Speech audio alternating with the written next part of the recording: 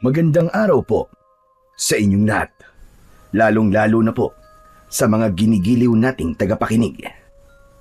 Narito na naman po tayo sa paglalahad ng isang natatanging kwento ng buhay ng magkapatid. Sina Pedro at Juan ay makikilala ang isang matandang may-ari ng pwesto sa palengke na si Tatay Inok. Hanggang isang araw ay binulabog ng isang pangyayari ang tahimik na pamumuhay ng mga tao sa baryo. Marami ang nawawala at natatagpo ang patay sa kakahuyan na malapit sa kanilang pwesto. Kaya naman, dahil sa husay ng paggamit ng magkapatid ng sandata, ay pinagkalooban sila ng matanda ng kakaibang mga armas na magagamit nila laban sa mga aswang na kanibal. Ano kaya ang kakaibang misyon na dapat tuparin ng magkapatid? Magagawa kaya nilang ipagtanggol ang buong baryo laban sa lumalakas na puwersa ng kasamaan? Sama-sama po nating pakinggan ang buhay at pakikipagsapalaran ng magkapatid na matadero na kumatay sa tribo ng mga aswang. Pero bago po ang lahat, mga idol, huwag po nating kalimutang mag-subscribe at i-hit ang notification bell sa aking YouTube channel na The Voice Addict at Apong Isaak para sa mas marami pang makapigil hiningang kwentong aswang at katatakutan mula sa mundo ng kababalaghan. Umpisahan na po natin ang kwento. Juan, yan na ba talaga ang isusuot mo? Ang gusot-gusot ng damit mo. Para kang hindi naghanda eh. Ano naman kung gusot yung damit ko, kuya? Hindi naman fashion show ang pupuntahan natin Trabaho ang pupuntahan natin bilang matadero. Kaya hindi na natin kailangan pang pagandahin ang suot nating damit. Pambihira ka naman, kuya, oh. Pero paano kapag kakatiwalaan na magiging amo natin? Kung mukha kang tamad mag-ayos ng sarili mo, nakikita ka agad yan sa itsura na mag-a-apply. Sana man lang, yung maayos na damit ang isuot mo. Baka isipin nila na wala kang disiplina sa sarili mo eh. Sige na, palitan mo ng damit mo, Juan. Ako nga nasusura na akong tignan ng itsura mo eh. Paano pa kaya yung magiging amo natin? Sos, ikaw naman, kuya, masyado kang maarte. Kahit bagong plancha pa ang suot mo, alam mo, kuya, kung hindi ka marunong gumamit ng itak, wala rin yun. Ang batayan na ngayon ay hindi na tungkol sa pananamit, kundi kung gaano ka kagaling humawak ng itak. Saka kung gaano ka kabilis kumilos sa trabaho. Maganda nga ang suot mong damit. Mabagal naman na parang wala ka sa sarili mo. Wala rin sa isa yun. Saka, bakit ba palagi mo na lang akong pinakikialaman sa damit ko? Hindi naman kita pinakikialaman sa damit mo Ay nako, ewan ko sa'yo. Alam mo, Juan, hindi lang basta husay sa paghawak ng itak ang tinitignan ngayon, kundi kung paano ka magdala ng sarili mo kapag humaharap ka sa mga tao. Kailangan presentable ka kahit papano. Kung di mo kayang ayusin ang damit mo, paano pa kaya sa trabaho mo? Sige nga. Itinatama lang naman kita sa pananamit mo Tapos ikaw pa tong galit sa akin? Bahala ka na nga sa buhay mo. Basta ako, kuya, ang mahalaga, marunong akong kumatay ng hayop. Alam ko ang ginagawa ko sa trabaho ko. Mas importante sa akin yun kaysa sa kinis ng suot ko. Basta, bahala ka na nga. Pero tandaan mo, minsan, ang unang tingin ng tao sa atin ay base sa itsura. Sana lang, hindi ka mapahiya mamaya. Wala pa nga tayong nakikitang magandang pwesto na pag-a-applyan natin ng trabaho. Ang dami mo na kagad sinasabi tungkol sa akin. At sana lang talaga, hindi ka magtago sa kinis ng suot mo kung wala ka namang tapang sa pagkatay ng hayop. Kaya sigurado ko, hindi ako mapapahiya. Sige na. Hirap makipagtalo sa'yo. Pero maiba nga tayo ng usapan, Juan. Alam mo na ba kung bakit tayo sa baryo ng Kalumpit lumipat ng bahay? Hindi kasi natin makausap ng maayos si nanay dahil sa kalagayan niya. Sa tingin mo, meron kayang iniiwasan si nanay at pinagtataguan? Aba, malay ko. Ikaw ang panganay sa ating dalawa eh. Dapat alam mo yan, kuya. Juan, kaya nga ako nagtatanong sa'yo eh. Hindi porket ako ang panganay, ay alam ko nang nangyayari sa pamilya natin. Hindi ko lang talaga maintindihan eh, kung bakit nagdesisyon ng ganun si nanay. Pagkatapos na mamatay si tatay. Para bang nagbago na si nanay eh. Palagi siyang natatakot at merong isang taong palaging hinahanap. Baka naman hinahanap niya ay ang kanyang mga magulang. Hindi ba't kahit kailan eh, hindi pa naman natin nakikita sina lolo at lola?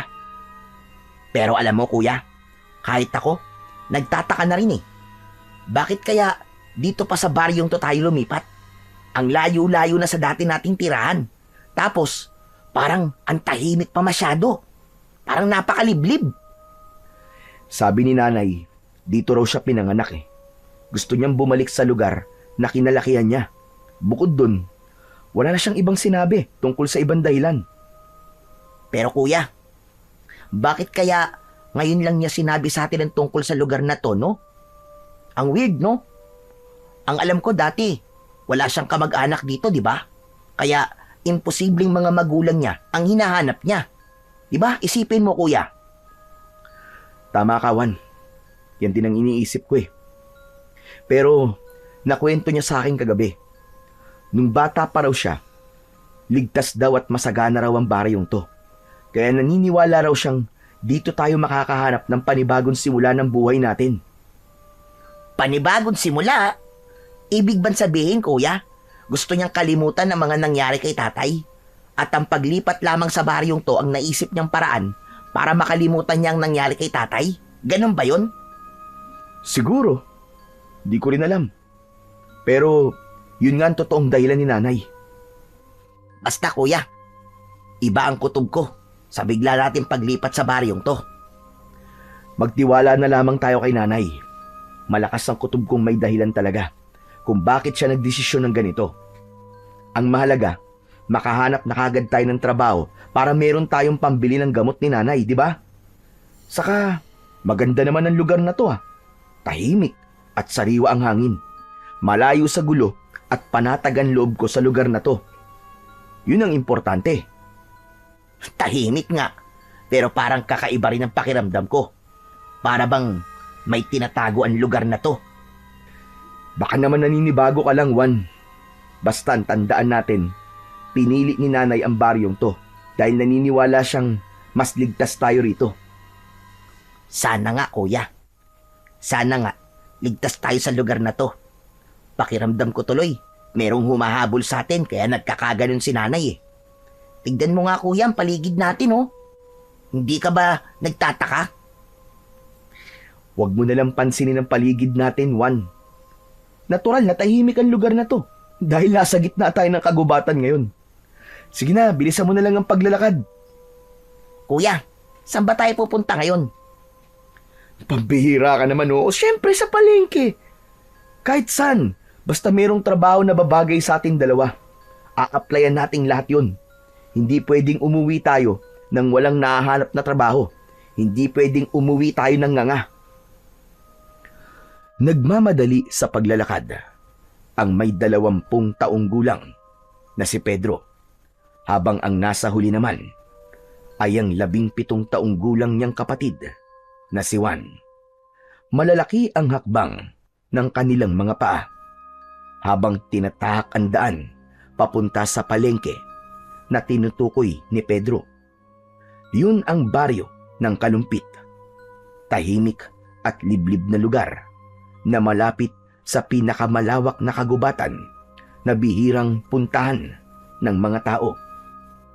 Habang tinatahak ng magkapatid ang daan, ay abala rin sila sa pagmamasid sa kanilang paligid. Tanging ang mga huni lamang ng ibon at kaluskos ng kanilang mga yabag sa tuyong dahon ang naririnig nila.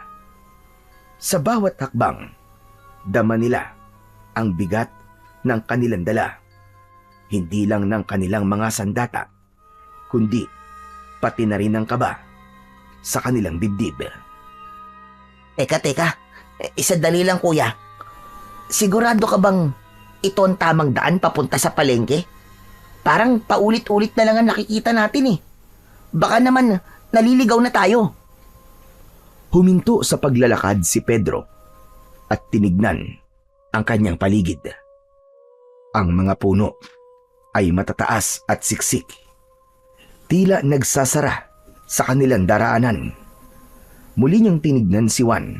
Nahabol na rin ang sariling hininga. Oo, Juan. Sigurado ako sa dinaraanan natin. Ang sabi kasi ni Nanay, dadaanan talaga natin ang malawak na kagubatang to. Pero kuya, matagal nang wala sa baryong to si Nanay. 10 taong gulang daw siya nang umalis dito. Marami nang nagbago dito panigurado at mahirap magtiwala sa sinasabi ni Nanay. Kuya, alam mo, sa tingin ko talaga naliligaw na tayo eh. Ano ka ba naman, Juan? Lalo lamang nangihina ang loob ko sa'yo eh. May tiwala ako sa sinabi ni Nanay. Hindi naman tayo ipapahamak nun, di ba? Sige na, maglakad pa tayong gando sa dulo. At kung nag-aalala ka, sige ganito. Maglagay ka ng palatandaan sa lupang yan. Kapag bumalik na naman tayo sa lugar na to, aba, saka tayo mag-isip na naliligaw talaga tayo. Tsaka tayo mag-isip ng paraan kung paano tayo makakalabas sa gubat na to. Palagay ko kasi tama naman ang dinadaanan natin eh. Kasi sumusunod lang naman tayo sa makinis na daan na madalas daanan ng mga tao. Oo na. Sana nga. Tama itong dinadaanan natin, kuya. Hindi na nagsalita si Pedro. Patuloy silang naglakad. Tangan ang kanilang mga itak. Ang hangin ay lumamig at tila mas lalo pang dumilim sa kanilang paligid. May mga aninong kumikilos sa gilid ng kanilang paningin. Ngunit sa tuwing lilingon sila, wala naman silang nakikitang ibang tao sa lugar na yon. Mas humigpit ang kapit ni Juan sa hawak-hawak nitong itak. Hanggang si Pedro naman ay abala sa pagtingin sa paligid. Malakas ang tibok ng kanyang puso habang nag-aalala sa kakaibang presensyang nararamdaman niya. Maya-maya pa ay muling nagsalita si Juan. Halata ang panginginig sa boses nito. Kuya, pakiramdam ko. Hindi lang tayong naririto sa gubat na to. Sus, Juan! Umiral na naman yung pagiging matatakutin mo. Akala ko ba matapang ka? Hindi ba't yan ang sinasabi mo sa akin kanina? Ako ang matatakot. Oh, bakit ngayon? Nagkakaganyan ka? Ngumiti si Pedro. Pilit na nagtatapang-tapangan sa harap ng kapatid. Inaasar niya si Juan na namumutla na sa takot. Ngunit kahit siya ay nararamdaman niya ang kakaibang galaw sa kanilang paligid. Ngunit hindi niya yon maaaring ipahalata sa kanyang kapatid. Huwag kang matakot, Juan. Tandaan mo, hindi tayo ordinaryong tao lang na walang alam pagdating sa pakikipaglaban. Mahusay tayong gumamit ng sandata. Tapos dala pa natin. Mahihirapan silang lumapit sa atin. Ano man ang nasa harap natin, haharapin natin sila na magkasama. Ayos? At sa gitna ng katahimikan ng kagubatan, narinig nila ang isang malalim at kakaibang alulong. Kasunod ng kaluskos na tila papalapit sa kanilang kinaroroonan. Kapwa sila napatigil. Nagkatitigan at sabay na kumapit ng maigpit sa kanilang mga sandata. Pero napangiti ang magkapatid nang lumabas mula sa halaman ang malaking baboy ramo. Sinundan nila ito dahil balak nilang huliin. Pero yun pala ang tamang daan para sa labasan ng gubat. At nakita nila ang palengke na marami ng tao ang namimili. Maingay ang paligid ng palengke at sumalubong sa kanilang pang-amoy ang malansang singaw ng hangin mula sa palengke. Oh, kuya, nandito na tayo. Ito na ang palengke nila, oh. Tama naman pala ang daan natin eh. Hindi tayo naliligaw. Sabi ko na sa iyo, Juan eh. Ikaw lang naman na nag-iisip ng kung ano-ano eh. Ay nako, Pagmasdan mo sila oh. Hindi sementado ang daan. Lupa at damo ang sahig ng dinaraanan ng mga taong nagdadala ng kanilang paninda. Ang bawat pwesto ay yari lamang sa kawayan at pawid. Matagal na nakatayo sina Pedro at Juan habang nakatingin sa mga taong abala sa mga ginagawa. Mula sa kanilang kinaroroonan ay naririnig nila ang ingay ng tawanan, halakhakan at sigawan ng mga taong nag-aalok ng kanilang mga panindang isda, gulay at prutas. Sariwa ang mga yon at halatang kapipitas lang. Ang hangin ay humahalo sa samyo ng bagong lutong kakanin, inihaw na isda, at mabangong damo na nakapulupot sa mga panindang gulayin. May mga bata ring naglalaro sa tabi, tumatakbo at nagtatakbuhan sa pagitan ng mga puno. Ang mga matatanda naman ay abala sa pagbabaligtad ng mga bilao. Ang ilan naman ay abala sa pagbibilang ng sukli. Habang ang mga kinatay na karne ng baboy ay nakasabit at tumutulo pa ang mga sariwang dugo. Sa gitna ng kakauyan, ang palengke ay nagmistulang buhay na patunay ng pagtutulungan ng mga tao. Hindi ito nakatali sa modernong pamilyan, kundi sa payak na kalakalan kung saan ang isang bugkos ng saging ay maaaring ipagpalit sa isang tabo ng bigas at iba pang produkto. Natuklasan ng magkapatid na umiiral pa rin sa palengke ang pakikipagbarter. Ang barter ay isang palitan ng kalakal na walang ginagamit na pera. Ang bawat transaksyon ay sinasamahan ng ngiti at pagkikwentuhan.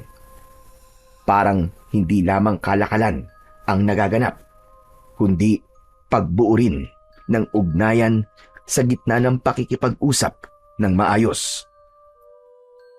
Habang abala sila sa pagtingin sa palengke, napako ang kanilang paningin sa isang matandang lalaki. Nag-iisa ito sa pwesto habang naghihiwa ng karne ng baka. Sa unang tingin ni Pedro, alam niya na kung anong hayop ang kinakatay ng matanda. Napatingin siya sa gawin ni Juan na doon na rin pala nakatingin. Ayos! Mukhang may trabaho na tayong maa-applyan, Juan. Pero mukha namang masungit siya, kuya eh.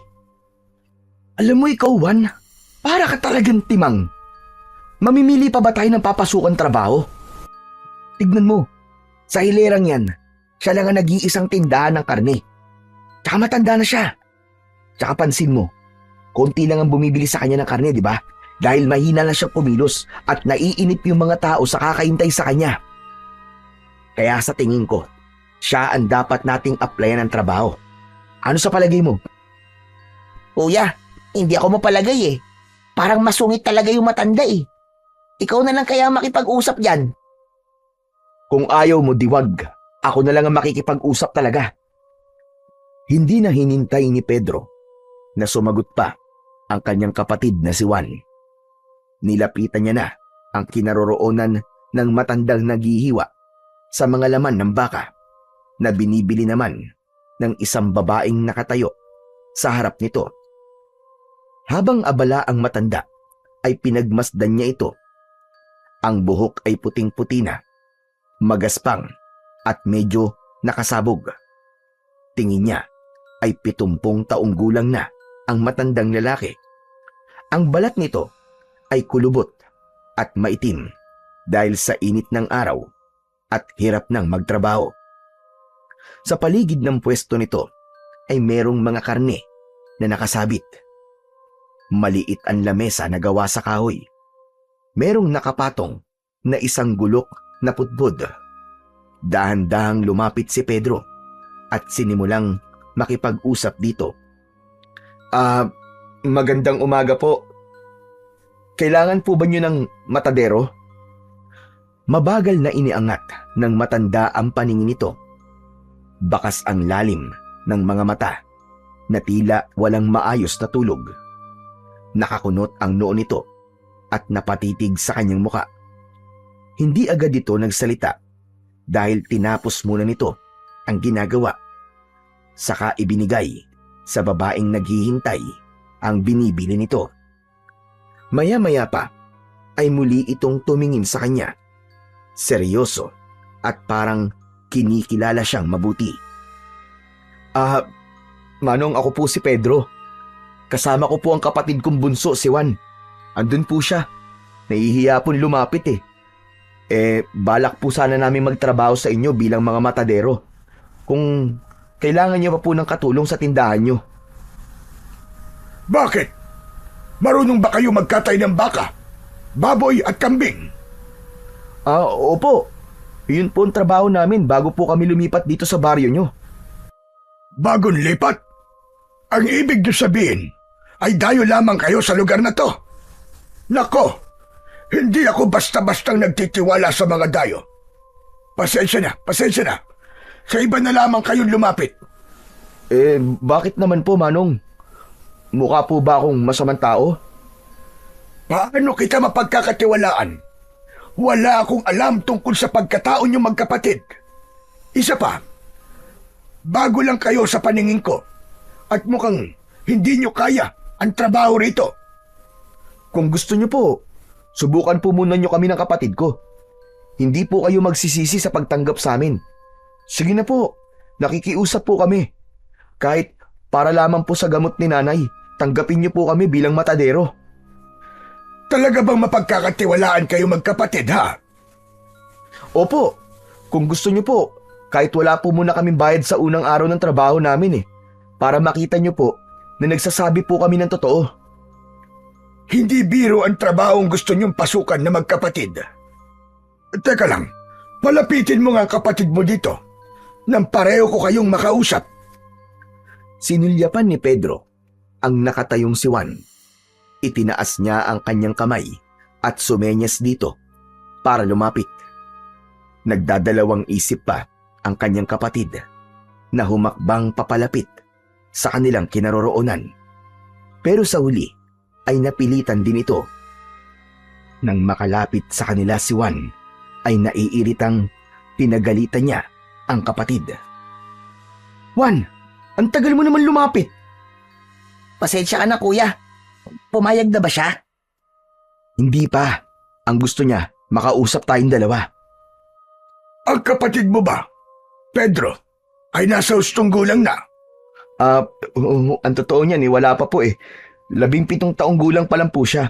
Pero malapit na po siyang mag-18 taon. Ngayong buwan po. Hindi naman ako maigpit pagdating sa edad.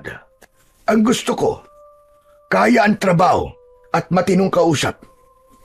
Ayoko ng pasaway at tamad. Hindi ko na kayo susubukan. Tatanggapin ko na kayo sa trabaho.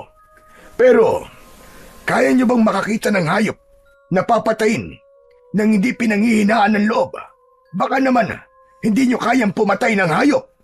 Nako, kayang-kaya po naming magkatay ng hayop. Sanay po kami sa ganung trabaho Huwag po kayo mag-alala. Hindi rin po kami tamad sa trabaho. Hindi po kayo magsisisi sa pagtanggap po sa amin. Hindi po namin iniiwan ng trabaho kahit gaano po kahirap. Mabuti naman kung ganon. O siya, sige na. Tatanggapin ko na kayo. Magtitiwala ako sa inyong dalawa. Pero bago yon, kilala niyo na ba ako? Hindi pa nga po Tawagin niyo na lamang akong Tatay Inok. Sige na, pwede na kayo magsimula ngayon. Yes! Marami po salamat sa pagtanggap sa amin, Tatay Inok. Ako rin po. Nagpapasalamat din po ako sa inyo, Tatay Inok. Hindi po namin kayo bibiguin ni Kuya. Mabuti naman. O sige na, pumasok na kayo sa loob ng tindahan ko. May mga presyo naman na nakasulat sa papel. Kaya ayos lang ba? Naiwanan ko muna kayo magkapatid dito. Ayos lang po. Sige po, Tatay Inok. Hihintayin na lamang po namin kayo. Kung mauubos po agad ang paninda, hindi po muna kami uuwi. Sige. Baling magiging trabaho niyo magkapatid ay magsisimula ng 4:00 ng madaling araw. Dahil magkakatay pa kayo. Kung minsan naman, ay meron namang nagdadala sa akin ng mga panindang karne. Sila na ang nagkakatay. Sige po, kami na po ang bahala rito, Tatay Inok. Salamat po uli. Iniligpit na ni Tatay Inok ang mga gamit nito at lumabas sa tindahan. Naglakad ang matanda, papasok sa kakawyan, hanggang sa mawala ito sa kanilang paningin. Nagkatingin na naman ang magkapatid dahil masaya silang dalawa na natanggap na sila sa trabaho. Ang lakas ng loob mo, kuya. Napapayag mo si Tatay Inok na tanggapin tayo sa tindahan niya. Siyempre, ako pa ba? Nakita mo naman kanina, napagod na rin si Tatay Inok. O paano, kuya? Simulan na natin ang pagpapakitang gilas sa mga tao. Dating gawi. Patutunayan natin na hindi nagkamali si Tatay Inok sa pagtanggap sa atin. Ano, game? Sige Juan, game. Gawin natin ang lahat para maipakita natin na karapat dapat tayo sa pagiging matadero. Sinimulan na nga ng magkapatid ang pagpapakitang gilas sa paghihiwa at pagtatagtad ng mga karne. Sa loob mismo ng palengke, madaling napansin ang pwesto ni na Pedro at Juan. Magkaharap na nakalagay ang kanilang mga bangkong kahoy. Malinis at maayos, at sa ibabaw ay nakahanay ang mga bagong katay na karne. Mapulang baboy, manok at baka na maingat na tinatakpan ng malinis na dahon ng saging. Hindi tulad ng ibang matadero na bara-bara ang trabaho. Ang magkapatid ay kilala sa kanilang husay at linis sa pagkatay. Si Pedro, ang panganay, ay mabilis kumilos at biyasa sa paggamit ng gulok. Maganda ang bawat hiwa ng karne gamit ang kanyang kamay. Pantay, maayos at walang sayang na laman. Habang hinihiwa niya ang karne, nakikita ng mga mamimili ang kinis ng pagkakahiwalay ng taba at laman. Bagay na lalo silang hinangaan. Samantalang si Juan naman, ang nakababatang kapatid, ay mahusay sa pakikipag-usap. Sa bawat paglapit ng mamimili, ngiti agad ang isinasalubong nito, kasabay ng magalang na pagbati at pagpapakita ng iba't ibang hiwang karne na bagay sa ulam na hinahanap ng mamimili para sa iluluto ng mga ito sa tanghalian at hapunan. Walang kaalam-alam ang magkapatid na mula sa malayo ay pinagmamasdan sila ng matanda. Nakangiti at bakas ang paghanga sa magkapatid. Bili na po kayo, mga suki! Presko po at bagong katay. Halina po kayo. Libre tingin. Bili na po kayo, mga suki. Lapit, lapit lang po. Masiglang bati at alok ni Juan sa mga tao. Meron ng isang bumili na kagad na inihanda ni Juan, habang maingat na inilalagay ang hiniwang tadyang sa dahon ng saging, saka ibinalot sa plastik. Samantala, si Pedro naman ay abala sa pagpapakitang gilas sa pamamagitan ng paghawak ng itak at paghihiwa ng karne ng baka. Kahit makapal ang bahagi ng taba ng baka, ay kaya niyang hatiin ng mabilis at pantay. Dahil dito, dumagsa ang mamimili sa kanilang pwesto. Hindi lang sa gilas, sa pagkakatay na pahanga ang mga ito, kundi pati sa kanilang magalang na pakikitungo at maayos na pag-aayos ng karne. Pinagkaguluhan sila ng mga tao. Ang magkapatid naman ay hindi sila makapaniwalang dudumugin sila ng mga mamimili. Kaya lang, ang mga kasama nilang nagtitinda sa loob ng palengke ay hindi maiwasan ang hindi umirap sa kanila bilang pagpapakita ng inggit at pagkadismaya. Sige lang po. Pili lang po kayo, mga suki. Sariwa po ang tinda namin at hindi po kayo magsisisi sa aming pagkakahiwa sa karne. Hindi na po kayo mahihirapan. Iluluto nyo na lamang po. Bili na po, mga suki. Bili na po. Dahil marami ang bumili, naubusan sila ng paninda. Nakita naman ni Pedro na merong nakatayong kambing sa gilid ng tindahan ni Tatay Inok.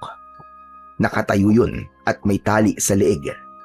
Walang pagdadalawang isip na kinatay ng magkapatid ang kambing at ipinakita sa mga mamimili kung gaano nila kabilis na napatay ang kambing. Hindi nila ito masyadong pinahirapan. Nagpalakpakan ng mga tao at sa sobrang tuwa ay nagbigay pa ang mga ito sa kanila ng karagdagang bayad. Tuluyang napuno ang kanilang pwesto ng mga tao. Nang kumalat ang balita na nagpapakitang gilas sina Pedro at Juan, nakalatag ang katawan ng kambing nang mas lalong nadagdagan ang dami ng tao. Nakapaghanda na sila ng mga kasangkapang bakal, mga pinatalas na gulok, kutsilyo at tablang kahoy. Malinis at maayos ang kanilang paligid. Bakas sa mga mata ng mga mamimili ang saya sa nakikitang palabas. Sige lang po mga suki, kitang-kita nyo naman po bagong katay. Sige po, pili lang po kayo. Kuya, mukhang nanonood na lamang sila. Parang wala naman silang balak na bumili. Ano ka ba naman, Juan? Ngayon ka pa ba mag-aalala? Panghuling katay na natin to. Mukhang ngayon lang naubos ang paninda ng matanda. Kaya simulan na natin ang pagpapakitang gilas. Alokin mo silang lahat, sige na. Pili lang po kayo mga suki. Bago ihiwain ng kapatid ko ang bahagi ng karne na mapipili nyo, magpapakita po muna kami ng husay namin sa paghiwa. Hindi nga nagtagal ay nag-agawan na ang mga tao sa pagturo kung alin bahagi ng karne ng kambing ang gusto ng mga ito. Lahat ay natandaan ni Pedro at isa yon sa kanyang mga kakayahan. Ang mabilis magmemorya ng mga bagay kahit sa unang turo lamang. Sinimulan ni Pedro ang pagpalang o pagtaga sa katawan ng kambing. Sa isang iglap, mabilis niyang naihiwalay ang malaking bahagi ng karne gamit ang kanyang gulok. Walang sablay ang bawat hiwa. Pantay at maayos. Namangha ang mga nanonood at narinig ang bulong-bulungan ng ibang taong naroroon. Dinaig pa raw nila ang matanda sa paghiwa ng karne. Kasunod naman ay si Juan, na hindi lang mahusay sa pagkakatay, kundi pati na rin sa pakikipag-ugnayan. Sa bawat hiwang ginagawa nito ay ipinapaliwanag naman ito sa mga mamimili kung anong parte ng katay ang bagay sa sinigang, adobo o ginisa. Sa husay ng pananalita ni Juan at kasama pa ng bilis ng kamay, mas lalo pang lumapit ang mga tao at sabik na bumili sa kanila.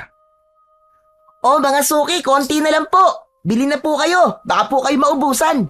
Subukan niyo po itong tadyang. Siguradong masarap po to para sa sinigang. Nagpatuloy ang exhibition ng dalawa. Si Pedro na nagpapakita ng tikas at bilis ng kamay sa pagkakatay at si Juan na nagpapamalas ng galing sa pag-aalok at pagbibenta. Sa huli, halos maubos ang kanilang paninda dahil sa dami ng mamimiling naiengganyo sa kanilang ginagawa. Ang iba ay nagbigay pa ng bigas kapalit ng ibang paninda nila. Yun ang kakaibang kakayahan ng magkapatid. Malakas at mahusay silang manghila ng mga suki. Dahil doon ay hindi nila namalayan na malapit na palang dumilim ang paligid. Nagsisihan ng magkapatid dahil nalibang sila sa kanilang ginagawa at nakalimutan na rin nilang kumain ng tanghalian. Pambihira ka naman, Juan, oh. Bakit hindi mo naman pinaalala sa akin na hindi tayo kumain ng tanghalian? Sus, ikaw nga di mo rin naalala eh. Ako pa kaya. Isa pa, talagang nalibang din naman tayo sa ginagawa natin eh. Ang saya talaga no, kapag nauubos ang paninda. Masaya nga tayo, pero mga karatig naman natin na pwesto. Kulang na lang, tunawin tayo sa masama nilang tingin. Hayaan mo sila kuya. Pareho lang naman tayong naghahanap buhay eh. Dumiskarte rin sila ng para sa kanila. Kung sa bagay, tama ka. Wala naman tayong ginagawang masama sa kanila, di ba? Correct! Pagkatapos nilang mag-usap, ay nilinisan ng magkapatid ang kanilang pwesto. Si Juan ang nagbibilang ng kinita nila. Isinama nila ang kanilang bonus na nakuha sa kanilang mga suki.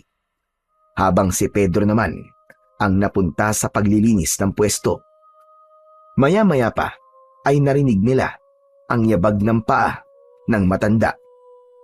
Nakangiti itong nakatingin sa kanila ni Juan. Hindi ko akalain na ganyan pala kayo kagaling magbenta. Mahusay ang ginawa ninyo.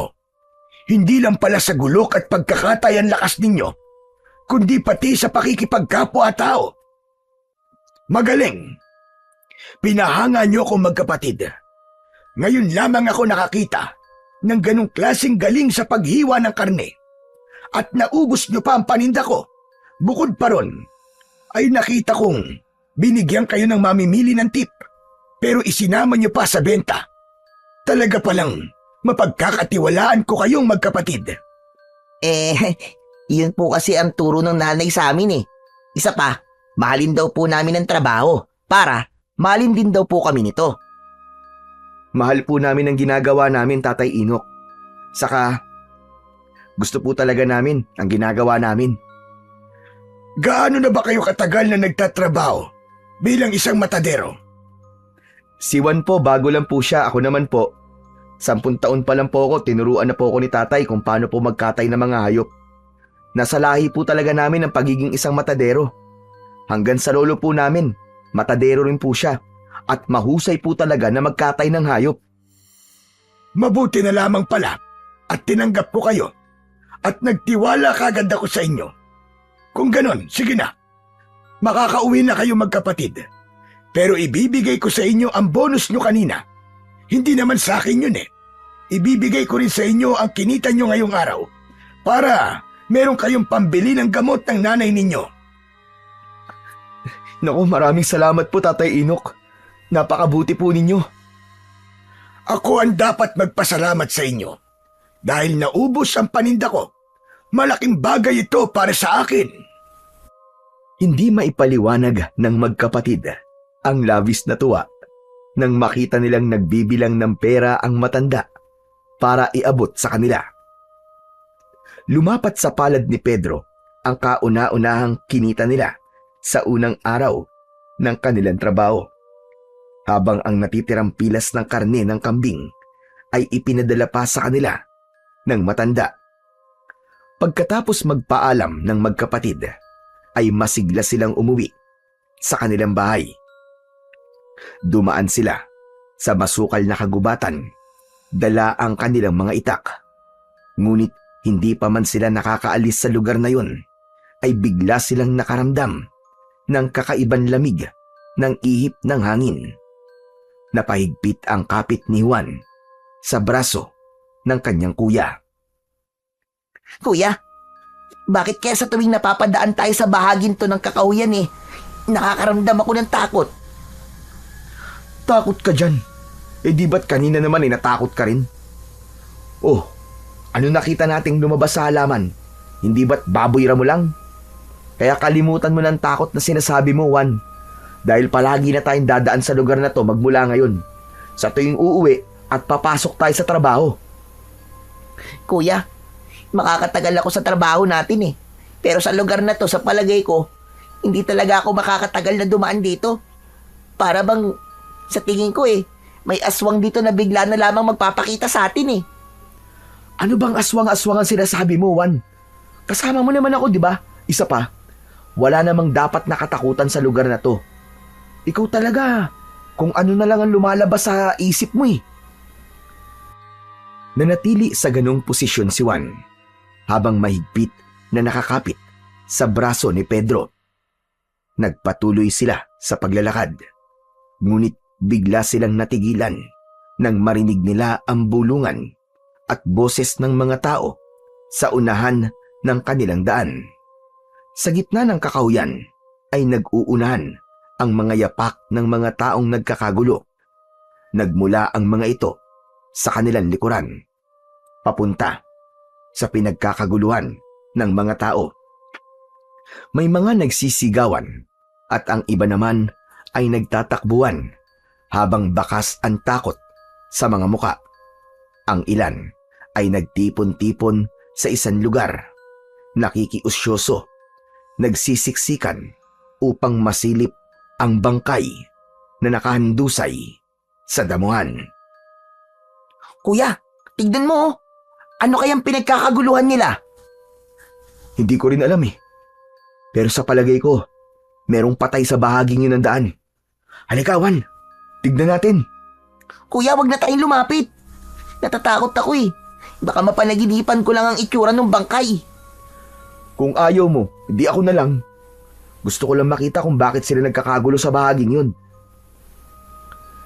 Hindi na hinintay ni Pedro na sumagot ang kanyang nakababatang kapatid na si Juan.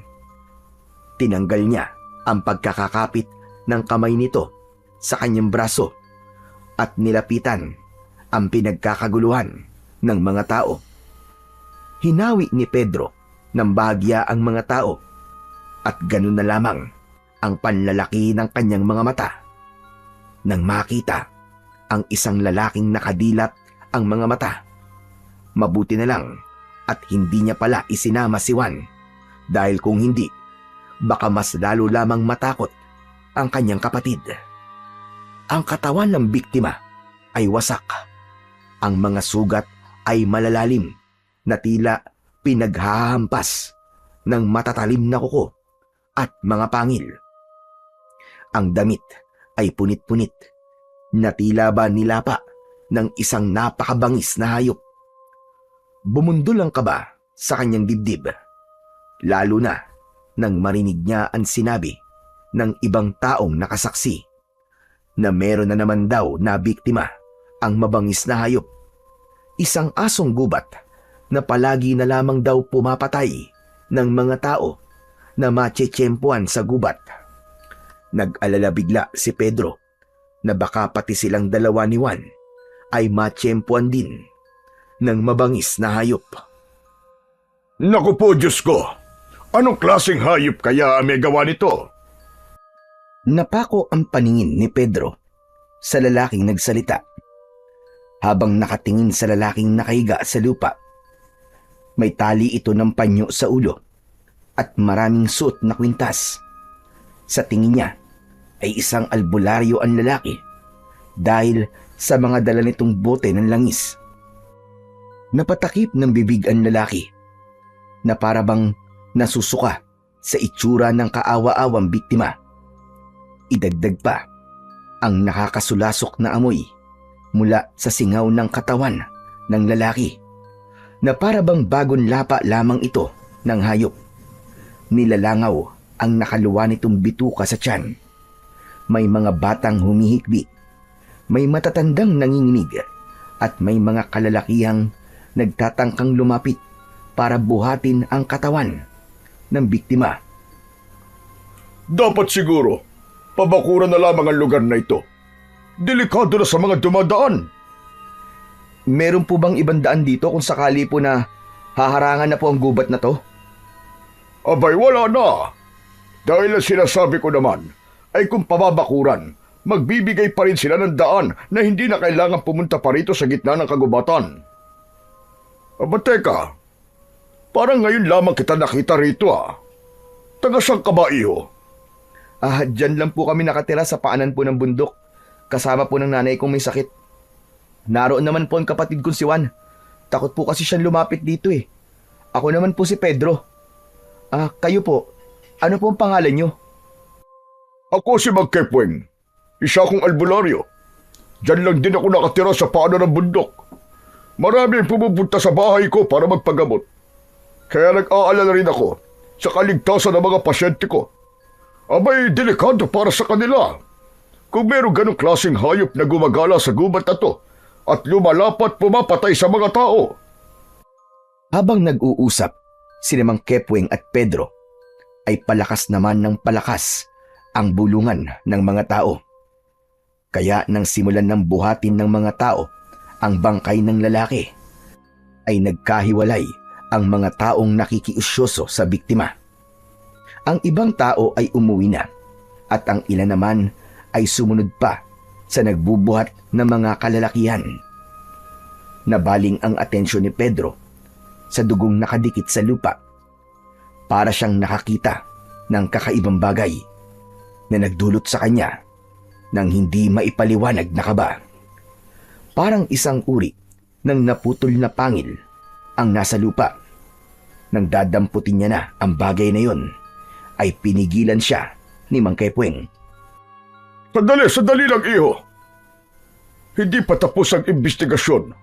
Kaya wag mo munang hahawakan ng bahagi ng lupa na yon. Pag mabuti pa ay umuwi na kayo ng kapatid mo. Delikado kung mananatili pa kayo rito. Bigla nga po kaming nag-alala ni Juan eh. Paano na kaya sa pagpasok namin sa palengke? Saan kaya kami dadaan? 4:00 pa naman na madaling araw ang pasok namin. Teka, kanina ba kayo nagtatrabaho? Kay Tatay Inok po. Tila dumilim ang anyo ni Mang Kepweng nang mabanggit ni Pedro ang pangalan ng matanda. Ngunit ilang saglit lamang ang lumipas ay napalitan ng ngiti ang labi ng lalaki. Nagtataka siya, ngunit hindi lamang niya yon pinansin dahil lumapit na sa kanilang tabi ang nakababata niyang kapatid na si Juan. Kuya, tara na. Malapit na pating dumilim ang paligid. Baka mahirapan na tayong umuwi sa bahay. Teka, sandali lang. Huwag muna kayong umalis. Meron pa akong itatanong sa inyo. Pero Mang Kepweng, baka gabihin na po kasi kami sa daan. Ganun ba? O sige, pupuntahan ko na lang kayo sa bahay nyo.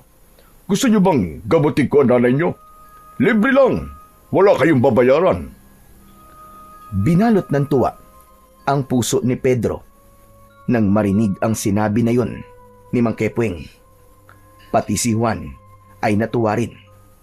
Bigla silang nabuhayan ng loob dahil meron ng titingin sa kanilang ina na may sakit.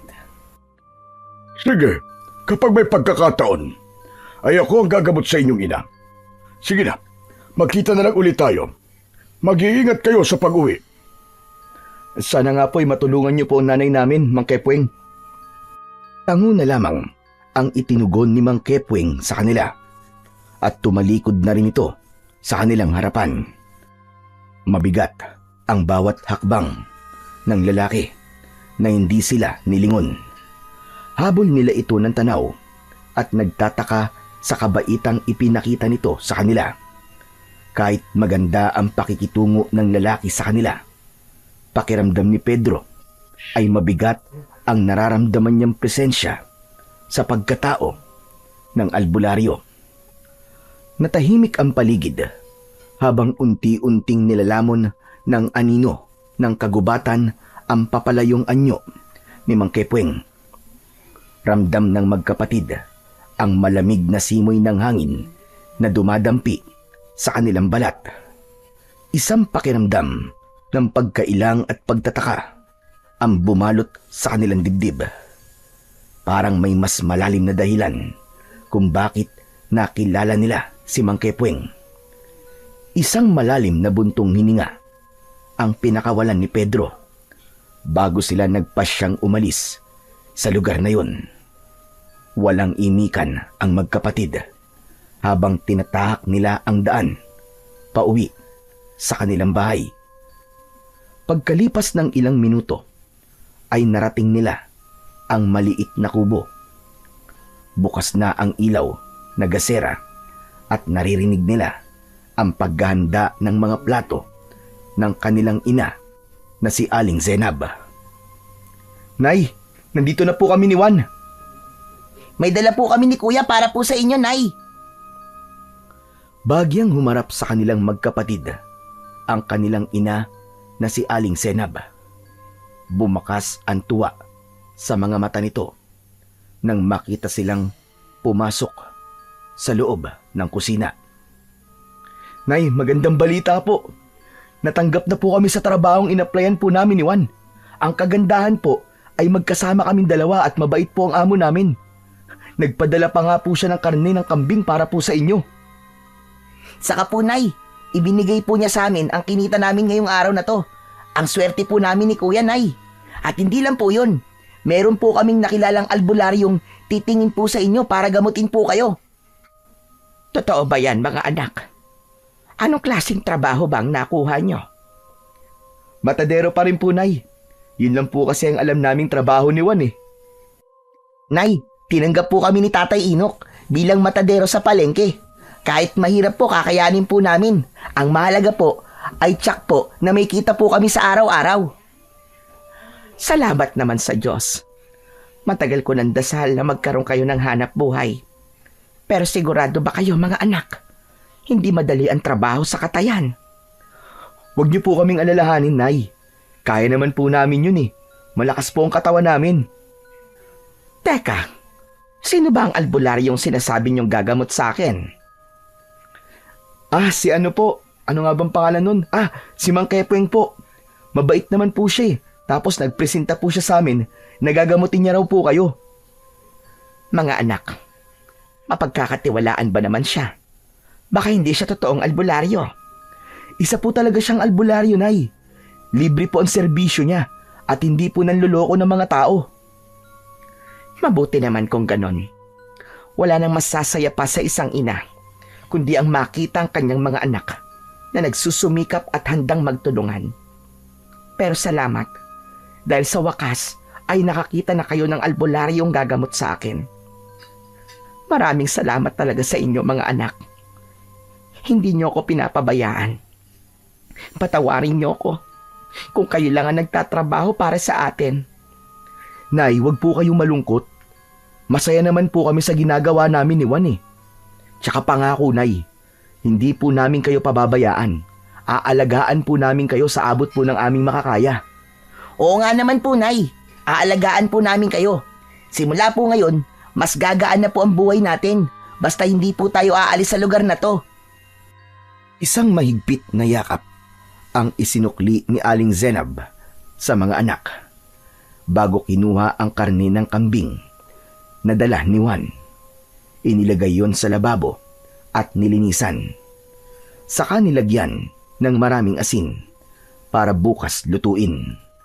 Habang sina Pedro at Juan naman ay pumasok sa kanilang silid at nagpalit ng damit. Pagkalipas ng ilang sandali ay nagtungo naman sila sa kusina para kumain na ng hapunan. Nagdasal muna si Aling Zenab bago sinimulan ang pagkain. Pagkalipas ng ilang minutong pagkain ay nagligpit ng mga pinagkainan ang magkapatid, habang ang kanilang ina naman ay nagpaalam na para makapagpahinga na sa loob ng kwarto nito. Naiwan ang dalawang magkapatid na naglilinis ng lamesa. Kuya, hindi mo ba sasabihin kay nanay ang nakita natin kanina doon sa kakawyan? Ano ka ba naman, Juan? Huwag kang maingay. Hinaan mo lang ang boses mo. Baka mamaya marinig niya tayo eh.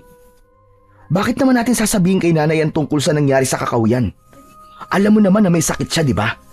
Gusto mo bang mag-alala pa siya? Ikaw, hindi ka talaga nag-iisip eh.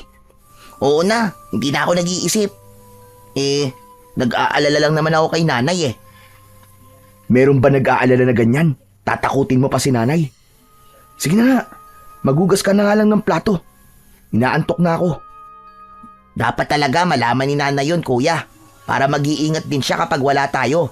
Kung hindi niya alam ang tungkol sa nakita natin kanina, hindi siya mag-iingat, di ba? Saglit na napaisip si Pedro dahil sa sinabi ng kanyang nakababatang kapatid. Hindi niya kagad naunawaan ang ibig sabihin ng kapatid, pero mas pinili na lamang niya na manahimik.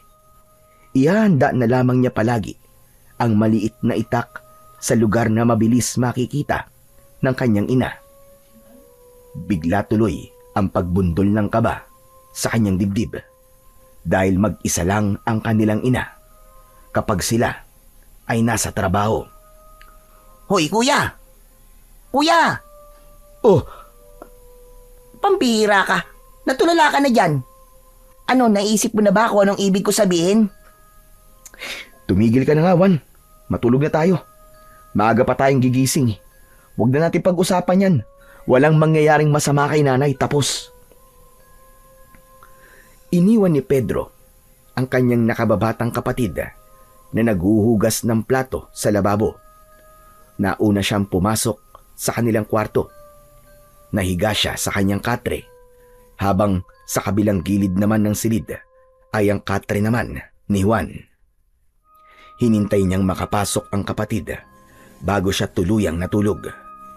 Kinabukasan ay nagising ang natutulog na diwa ni Pedro sa mahinang pagyugyug ng kamay ni Juan sa kanyang balikat. Kuya! Kuya, gising na! Kuya! Magluluto pa tayo ng sinaing eh. Akala ko ba maaga tayong gigising? Bahagyang kinusot ni Pedro ang kanyang mga mata at napatingin sa labas ng nakabukas niyang bintana. Medyo madilim pa sa labas, pero nasanay silang dalawang magkapatid na magising ng ganung oras. Muling sinulyapan ni Pedro si Juan. Tapos na itong maligo. Umalis ito sa kanyang harapan at lumabas ng kanilang silid. Iinat-inat na bumangon si Pedro. Paglabas niya ay nagpaparikit na ng apoy sa kalan si Juan. Diretso naman siya sa likod ng kanilang bahay, kung saan ay naroon naghihintay ang isang malaking drum na may laman na tubig. Ngunit bigla siyang napatingin sa paligid ng kanilang bahay. Pakiramdam niya ay merong ibang tao na naroroon. Sinong tao dyan? Juan? Juan, ikaw ba yan? Anak ng putya, oo. Huwag mo naman akong tatakutin ng ganyan, Juan. Juan, sinasabi ko talaga sa'yo ha. Tatamaan ka sa akin. Sigaw ni Pedro habang nakatingin sa madilim na bahagi ng kakawyan. Maya-maya pa ay narinig niya ang malakas na yabag ng paa. Papalapit sa kanyang kinaroroonan. Lumabas sa kabilang pintuan ng kusina si Juan. Kaya nakumpirma ni Pedro na hindi ang kapatid niya ang nararamdaman niyang presensya sa paligid. Hoy kuya, bakit ka ba sumisigaw? Ang lakas-lakas ng boses mo, baka mamaya niyan magising pa si nanay. Para kasing may tao ko nakita eh. Akala ko talaga ikaw at tinatakot mo lang ako. Paano ako? Nakita mo naman akong nagluluto sa kalan kanina, di ba? Ay nako, diyan ka na nga. Bilisan mo na ang paliligo mo, kuya. Guni-guni mo lang ang nararamdaman mo. Sige na. Naiirita na iniwan siya ni Juan. Kaya naman, nagmamadali na rin siyang nagbuhos ng tubig sa katawan. Pagkatapos ay nagpalit na rin ng damit. At habang naghihintay ng pagluluto ng sinaing, hinasa naman ni Pedro ang kanilang mga gagamitin na itak bago inihanda ang pagkain ng kanilang ina. Pagkatapos nilang maisara ng maayos ang bahay, ay nagsimula na ang magkapatid sa paglalakad papunta sa palengke. Dala ang kanilang lumang gasera dahil medyo madilim pa rin ang daan. Tahimik na naglalakad ang magkapatid na sina Pedro at Juan sa makitid na daan ng kakawyan. Ang kanilang mga yapak ay marahang dumadagundong sa tuyong mga dahon at sanga na nakakalat sa lupa. Habang lumalalim ang kanilang paglalakad, tila ba may kakaibang lamig na bumabalot sa paligid. Isang katahimikan na hindi karaniwang nararanasan sa gubat. Bigla, sa may di kalayuan, namataan nila ang mga anino ng mga taong nagkakagulo na sa unahan ng kanilang daan. Nakita rin nila si Tatay Inok na abala sa pagtingin sa isang nakahandusay na katawan ng isang lalaki. Agad na nagmamadaling lumapit ang magkapatid at tumambad na nga sa kanilang paningin ang isang bangkay. Halos kapareho yun ng itsura sa naunang biktima. Luray-luray ang damit. Wasak ang katawan. Puno ng kalmot at kagat ang balat. Ngunit sa pagkakataong yun, ay wala ng lamang loob ang lalaki. Walang mga mata at putol ang mga braso. Mas brutal ang kamatayan ng lalaki at mahirap ng paniwalaan na mabangis na hayop pa rin ang may gawa noon. Nakita ni Pedro na hinawakan ni Tatay Inok ang katawan ng biktima. Tila ba sinusuri nito ang bawat sugat ng lalaki, kasabay ng pagtayo nito na walang imik at pailing-iling na hindi inaalis ang paningin sa katawan ng kaawa-awang lalaking nakahiga sa lupa. Kuya, isa na naman bang kaya natagpuan ng mga tanod? Natatakot na ako, kuya. Bakit kaya merong ganito sa baryong to? Akala ko ba sabi ni nanay ligtas tayo rito. Tumahimik ka na nga muna, Juan. Parang ang hirap naman paniwalaan na mabangis na hayop ang may gawa niyan. Hindi nakatiis si Tatay Inok at lumapit ito sa magkapatid. Bigla itong nagsalita at nagpakawala ng isang malalim na buntong hininga. Hindi isang mabangis na hayop ang may gawa sa karumal-dumal na sinapit ng lalaking yan, Pedro. Kundi isang mabangis na tao na merong lahi ng kanibal. Isang nilalang na kumukuha ng lakas sa sariwang dugo ng tao at mas malupit pa sa mga aswang. Ano po, Tatay Inok? Kanibal? Paano po nagkaroon ng kanibal sa baryong to, Tatay Inok? Dahil hinahanap nila ang pinakamahusay na manunugis ng kanibal na gusto nilang gantihan. Pero bakit po nila kailangang mandamay ng ibang tao? Ito ang paraan nila ng pagpaparamdam sa manunugis na matagal na nilang hinahanap. Natitiyak kong alam na ng mga kanibal ang pinagtataguan ng taong manunugis ng mga aswang. Kuya, wag na kaya tayo magtrabaho kay Tatay Inok. Baka mamaya niyan tayo ang matsyempuhan. Ganitong oras pa naman tayo umaalis ng bahay. At saka, nag-aalala ako para kay nanay. Hindi sila pumapatay ng babae, Juan. Ginagawa nilang palahian ng babae at binabasbasan ng dugo para umanib sa kanila. Kung mapapansin nyo, mga lalaki lang ang namamatay. Nang una, ay nawawala lang ang mga lalaki sa baryo. Pero ngayon, pumapatay na sila bilang pagpapakita ng hamon sa taong manunugis na balak nilang gantihan at patayin. Tatay Inok, sa palagay ko naman po ay alam na rin po ng manunugis na yun kung malapit na po ang aswang na kanibal sa kanyang lugar. Dapat po magpakita na po siya.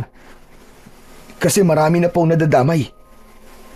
Teka, Tatay Inok, ano po bang klase ng kanibal ang sinasabi nyo? Isa silang buong tribo na kumakatay sa kanilang biktima. Grupo-grupo sila kung umatake sa manunugis ng mga aswang. Pero dahil mahusay ang manunugis, hindi nila ito mapatay-patay. Kaya ang pagpapakita nila ng paghihiganti sa manunugis ay sa pamamagitan ng pagpatay sa mga kababaryo nito. Kaya nga pagkatapos kong mabalitaan ang mga nangyari kahapon, ay bigla akong nag-alala sa inyo magkapatid. Kaya naman sinundo ko kayo at ito ang nadatnan ko. Bumundol ang kaba sa dibdib ni Pedro habang nakatingin sa lalaking nakahandusay sa lupa. Binuhat ito ng mga kalalakihan at sumabay na ang magkapatid kay Tatay Inok papunta sa palengke. Pagkalipas ng ilang minutong paglalakad, ay narating nila ang kinaroroonan ng palengke. Wala pang halos na tao, ngunit bakas ang lungkot sa paligid. Maya-maya pa, nagsimula na ang magkapatid na magkatay ng 2 baboy para sa kanilang ititinda. Habang si Tatay Inok naman ay tahimik at malungkot na nakaupo sa bangko. Habang wala pang bumibili sa kanilang tindahan, ay hindi maiwasan ni Pedro na hindi tanungin ang matanda tungkol sa pamilya nito. Tatay Inok, mawalang galang na po. Nasan po ba ang pamilya nyo? Wala po kasi kaming nakikitang kasama nyo sa tindahan eh.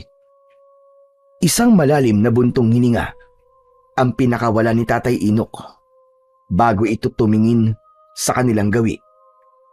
Malungkot ang mga mata nitong nagsalita.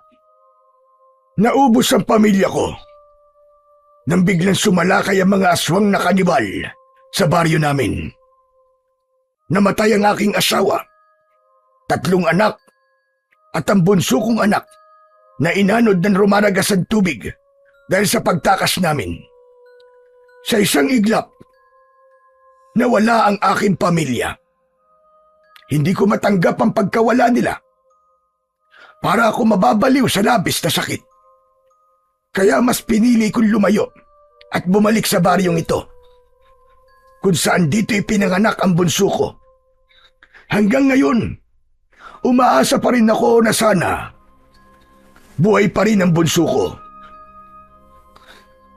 Ikinalulungkot ko po, Tatay Inok. Napakalungkot po pala na naging buhay nyo. Pasensya na po. Hindi ko na po sana naitanong. Kami naman po, Tatay Inok, ulila na rin po kami sa ama. Namatay po siya sa pangangaso at sinabing nilapa raw po ng isang mabangis na hayop sa gubat. Pero Tatay Inok, hindi po ako naniniwalang mabangis na hayop po ang pumatay sa kanya. Wala po kasing iniwan ng itsura ng pagkamatay ni tatay sa itsura po ng bangkay kanina. Kaya sigurado po ako na biktima rin po si tatay na sinasabi niyong aswang na kanibal. Kaya nga po, lumipat kami rito ni nanay. Ligtas daw po kami rito. Walang ligtas sa lugar na ito, Pedro. Kahit saan ka magpunta, palaging merong naghihintay na panganib. Parang ako, ilang beses akong nagtago at nagpakalayo-layo. Pero nahahanap pa rin nila ako. Ano pong ibig niyong sabihin, Tatay Inok? Naramdaman ni Pedro ang paglapit sa kanila ni Juan na nagtataka na rin sa seryoso nilang pinag-uusapan. Saglit na tumigil si Tatay Inok sa pagsasalita at napatingin sa kanilang dalawang magkapatid. Ang totoo, ang manunugis na hinahanap ng mga aswang na kanibal at gustong paghigantihan ay walang iba kundi ako. Ako ang manunugis ng aswang na kumalaban sa kanila noon. Pero matanda na ako ngayon at wala nang kakayahang lumaban pa sa kanilang puwersa. Pero, Tatay Inok, bakit niyo po sinasabi sa amin to? Nang makita ko kayo, kung gaano kayo kahusay humawak ng itak, parang nakikita ko ang sarili ko sa inyo noon. Tulungan niyo ako. Naharapin ang mga aswang na kanibal. Gusto kong pigilan niyo sila sa pag-aasik nila ng lagim bago pa nila maubos ang mga tao sa baryong ito. Bakit po kami, Tatay Inok? Hindi ko alam kung bakit sa inyo ako nagtitiwala. Matagal kong itinago ang sikretong ito sa mga tao. Pero lubhang magaan ang loob ko sa inyong magkapatid. At alam ko na malaki ang maitutulong nyo sa akin. Kayo ang nakikita kong tatapat at lalaban sa mga aswang na kanibal. Pero, Tatay Inok, hindi po sapat ang kakayahan naming magkapatid para labanan sila. Tama. Hindi pa nga sapat ang kakayahan nyo. At hindi sapat ang husay lang sa paggamit ng sandata. Ang dapat sa inyo ay tapang at tatag ng kalooban sa pakikipaglaban. Kailangan ko muna kayong sanayin sa paghawak ng sandata. Ibibigay ko sa inyo ang pinakamalakas na sandatang ginamit ko sa pakikipaglaban ko noon sa mga aswang. Tumayo ang matanda at pumasok sa maliit nitong silid. Pagbalik nito ay meron na itong dala na 2 kaluban na gawa sa goma. Ibinigay sa kanila ang mga yon. Tig-isa sila ng kagamitan. Pinagmasdan ng magkapatid ang sandatang nasa kamay nila. Pedro, para sa iyo itong jungle bolo. Ibinibigay ko yan sa iyo, batay sa nakikita kong kakayahan mo. Ang jungle bolo ay isang uri ng malaking gulok na gamit sa kagubatan. Malapad at mabigat ang talim. Bagyang nakakurba pababa ang dulo, kaya't mahusay itong pamputol ng makakapal na sanga at kawayan. Ang haba ng talim ay karaniwang umaabot mula 14 hanggang 18 pulgada. Makintab ang bakal na wari dumaan sa maingat na pagpapanday. Ang hawakan nito ay gawa sa matibay na kahoy o minsan ay sungay ng kalabaw. Makinis ngunit matatag sa pagkakadikit.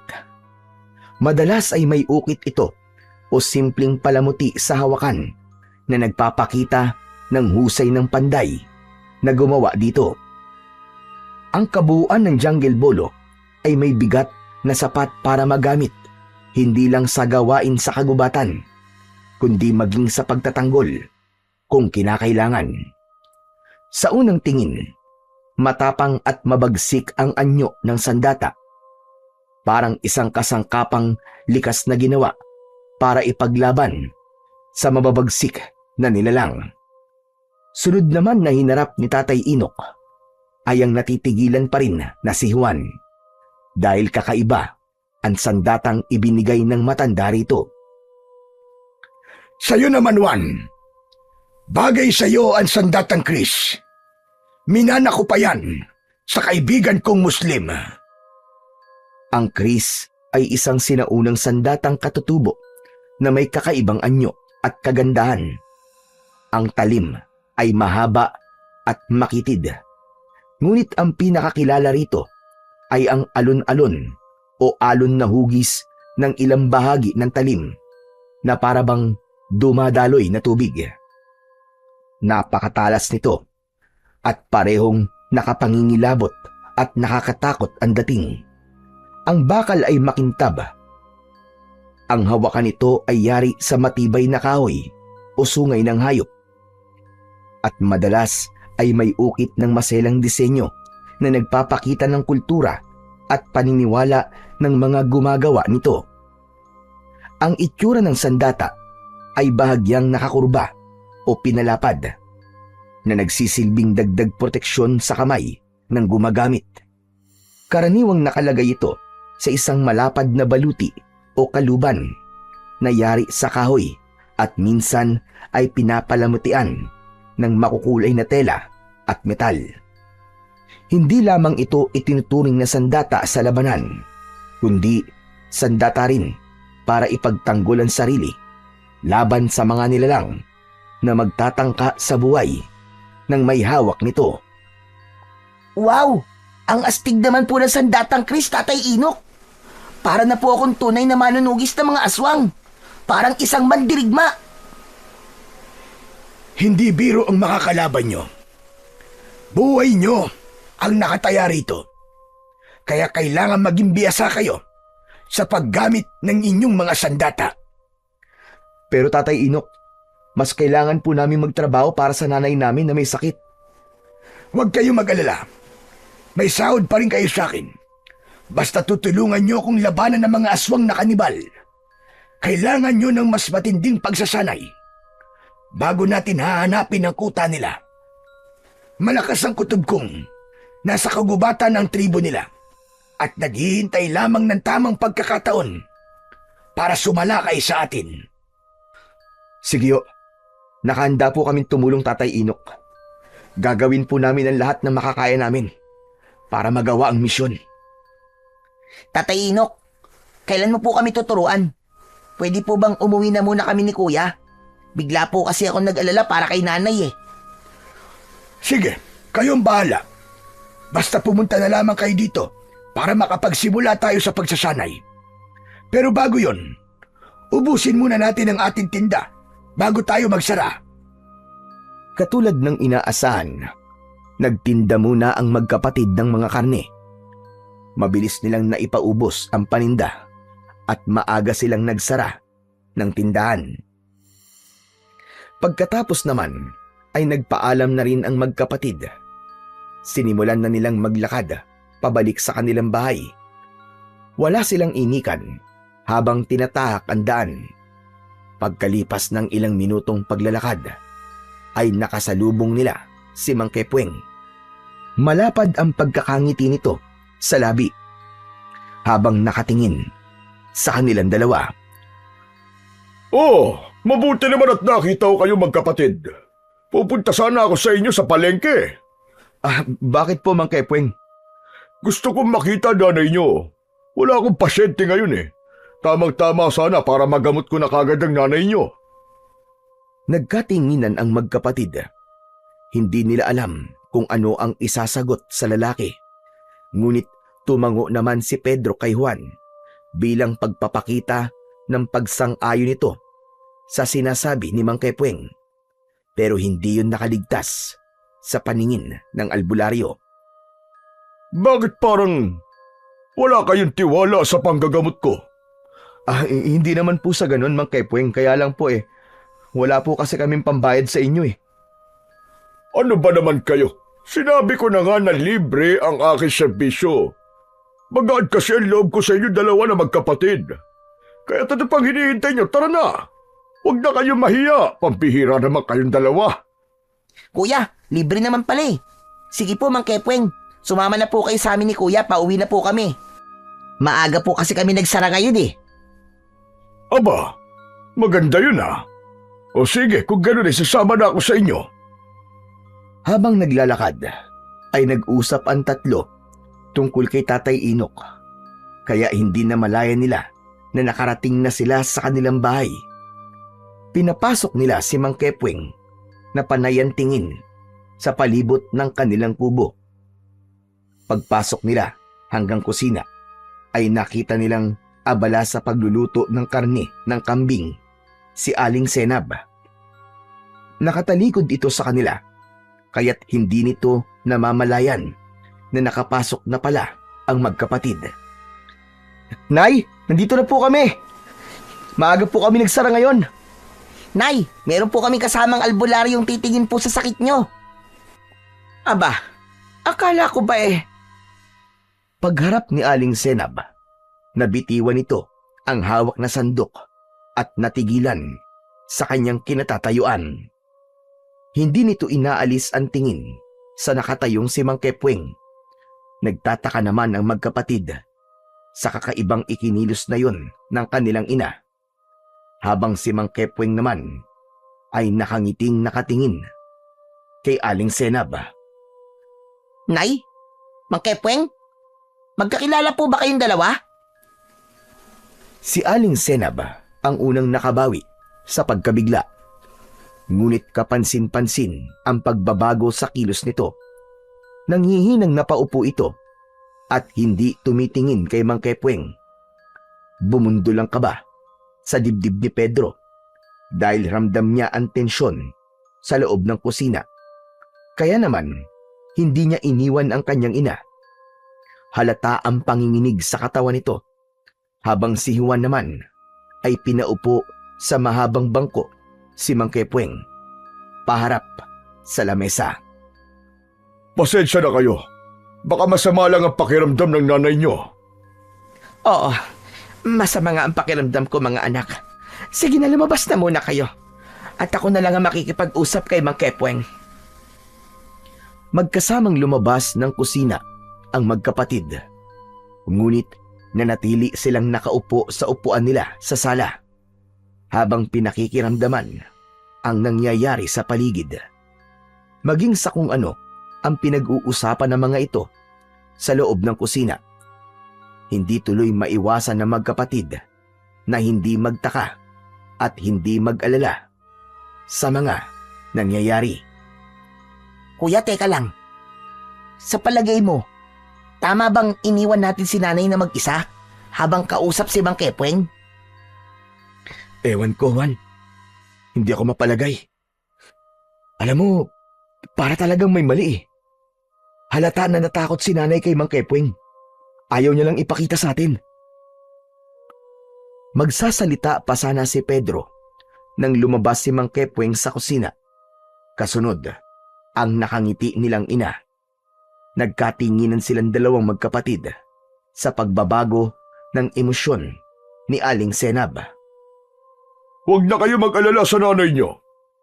Marami na akong ginamot na katulad ng sakit ng nanay niyo. Lahat naman ay gumaling. Dati ko siyang kaibigan, kaya gano'n na lamang ang kanyang gulat nang magkita kami. O siya, sige, paano? Aalis na rin ako. Basta't iinimin niya ang gamot na iniwan ko para sa kanya. Napatayo sa kinauupuan ang magkapatid dahil sa masayang balita na narinig nila mula kay Mang Kepweng. Tila nawala ang pag-aalala sa dibdib ni Pedro nang makitang maayos na ang kanilang ina. Inihatid pa nito si Mang Kepweng hanggang sa labasan. Hindi lang talaga mawala sa isip ni Pedro ang panginginig na yon ng kanyang ina kanina. Ngunit pinagbatayan na lamang niya ang masiglang pagkilos ng kanilang ina habang kausap si Mang Kepweng. Parang walang nangyari na bigla itong lumakas. Pagkatapos umalis ni Mang Kepweng, ay nagpaalam na rin sila sa kanilang ina na kailangan nilang bumalik sa palengke dahil balak ni Tatay Inok na turuan sila sa paggamit ng kakaiba nilang mga sandata. Hindi nila sinabi sa kanilang ina na balak nilang maging isang manunugis ng mga aswang na kanibal dahil ayaw na nilang mag-alala pa ito sa kanilang dalawa ng kanyang nakababatang kapatid na si Juan. Pagkatapos pumayag ni Aling Senab, ay naglakad na sila papunta sa palengke. Lumipas lang ang ilang minuto, ay maayos nilang narating ang kinaroroonan ng kanilang pwesto. Nadatnan nila ang matanda na kanina pang naghihintay sa kanila. Sinabi nila kung bakit sila natagalan. Ikaw na muna, Pedro, ang tuturuan ko kung paano gumamit ng jungle bolo. Pero sa kakahuyan natin gagawin ang pagsasanay dahil maraming tao rito. Hindi nila tayo pwedeng makita.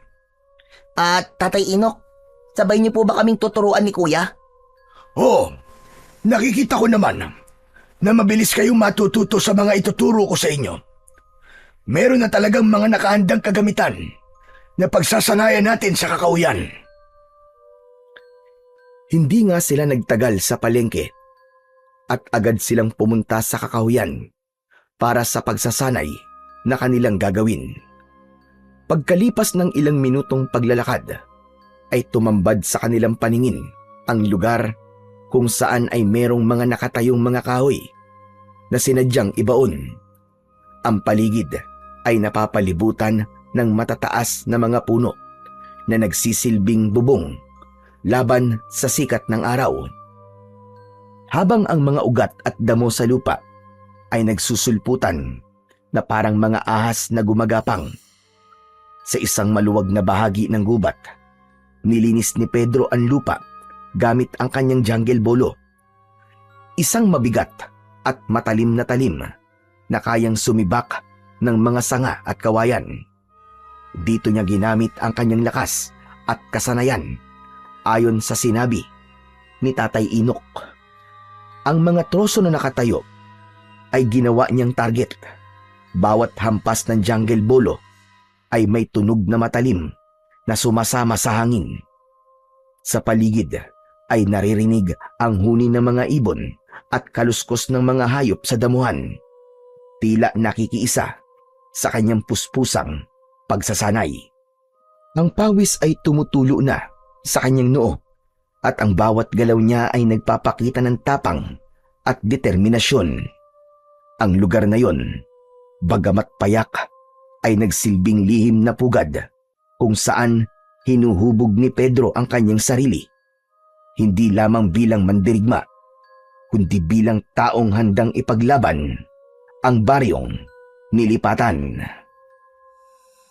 Habang si Juan naman ay nagsisimula na rin sa pagsasanay gamit ang kris. Isang sandatang may kakaibang anyo. Ang talim naman nito ay alon-alon na parabang dumadaloy na tubig. Sa bawat pagwasiwas ng mga kamay nito, kumikislap ang bakal na tila apoy na sumasayaw. Mahigpit ang kapit nito at bawat hakbang sa damuhan ay sinasalubong ng mabilis at tiyak na galaw. Ginawa nilang katulong ang katahimikan ng gubat. Ang tunog ng pagbugso ng hangin at huni ng mga ibon ay naging musika sa kanilang pag-iensayo. Ang bawat hampas, bawat salag at bawat saksak ng kris ay hindi lamang pagpapatalas ng kakayahan, kundi isang ritual ng disiplina at lakas ng loob para kay Juan. Sumasabay ang dikta o utos ni Tatay Inok sa magkapatid. Tuluyang nagpamalas ng husay ang magkapatid nang matutunan nila ang itinuro ni Tatay Inok. Ngunit habang nag-iensayo ay bigla silang sinalakay ng mga kalalakian na nakabahag at may mga pana sa likod. May mga pinturang kulay puti ang mga muka at sumisigaw ng kakaibang pag-angil at paghuni ng bibig. At tanging ang mga ito lamang ang nagkakaintindihan. Pinalibutan sila ng kakaibang mga nilalang. Na kayo. Sila ang mga kanibal sa umaga at aswang sa gabi. Magagamit na ninyo ngayon ang mga natutunan ninyo. Maging si Tatay Inok ay humanda na rin sa pakikipaglaban sa mga bagong dating na nilalang. Halos 10 ang bilang ng mga taong may kakaibang mga itsura. Lahat ay nakangisi na kulay pula ang mga mata. Ang mga ngipin ng mga ito ay matutulis na parang pangil ng mababangis na mga hayop. Nakatayo sa gitna ng maluwag na kakahuyan ng 3 habang pinakikiramdaman ang galaw ng mga kanibal sa kanilang paligid. Tangan-tangan ang kanilang mga sandata laban sa mga pana ng kalaban. Mabilis ang tibok ng puso ni Pedro ng mga sandaling yon. Dahil yon ang unang beses na laban na gaganapan nilang dalawa ni Juan. Sa kaliwang tabi ay si Juan. Mahigpit ang hawak nito sa kris, handa sa bawat pag-atake ng mga kalaban. Mag-iingat kayo magkapatid. Talasan niyo ang inyong pakiramdam. Kayo rin po, Tatay Inok. Sa tingin ko po, kanina pa po nila tayo pinapanood sa pagsasanay. Kuya, wag na muna kayo magsalita. Para kasing nagbabalik na sila umatake. Tignan nyo. Hindi nga nagkamali si Juan sa sinabi nito. Unang sumugod ang 3 kanibal. Mabilis na parang mga hayop na gutom na gutom. Isang malakas na hampas ng jungle bolo ni Pedro ang dumurog sa isang balikat ng kanibal, habang ang isa naman ay tumilapon sa damuhan nang salubungin ng kris ni Juan ang iba pang kanibal. Lumipad ang mga palaso mula sa kanilang mga kalaban. Matagumpay naman na naiwasan yun ng magkapatid. Para silang hangin na nakikipagsabayan sa mga pag-atake ng mga kanibal na takam sa kanilang mga dugo at laman. Bawat sugat na tinatamo ng magkapatid ay nagdudulot ng pagka-agresibo sa mga kanibal na walang tigil sa pag-atake. Juan, puntiryahin mo ang kanilang leg. Ikaw naman, Pedro, salagin mo ang lumilipad nilang palaso gamit ang iyong bolo. Pero, Tatay Inok, kahit malapitan ang pag-atake ng mga kanibal, ay hindi nakaubra ang mga yun sa bilis ni Pedro. Para bang naging malakidlat na sa pagkilos ang binata. Yun ang kapangyarihang hatid ng sandata sa magkapatid. Kaya naman, marami ang bumabagsak na kalaban sa lupa at si Juan ang tagagilit ng leeg ng mga nakahandusay na kanibal. Habang ang natitirang mga kalaban ay patuloy sa pag-angil na parabang hindi natatakot sa sandata ng magkapatid. Si Juan naman ay kumilos na parang sumasayaw sa indayog ng hangin. Inikot nito ang katawan at sa isang mabilis na saksak ng Kris ang tumapos sa ikatlong kalaban. Maya-maya pa, dumating ang iba pang mga kanibal. Mas lalong naging mabilis ang kilos ng magkapatid, habang si Tatay Inok naman ay humihingal na nakikipaglaban sa mga kanibal. Mas dumarami at lumalakas ang sigaw, ang mga hampas ng kalmot at paglipad ng mga palaso sa kanilang kinatatayuan. Tinamaan ng palaso sa balikat si Pedro. Padaplis yun, kaya hindi masyadong dumugo. Ngunit bigla siyang natigilan nang makitang unti-unting naghihilom ang sugat niya sa katawan, at nakita rin yun ni Juan dahil maging ang sugat nito ay nawawala rin.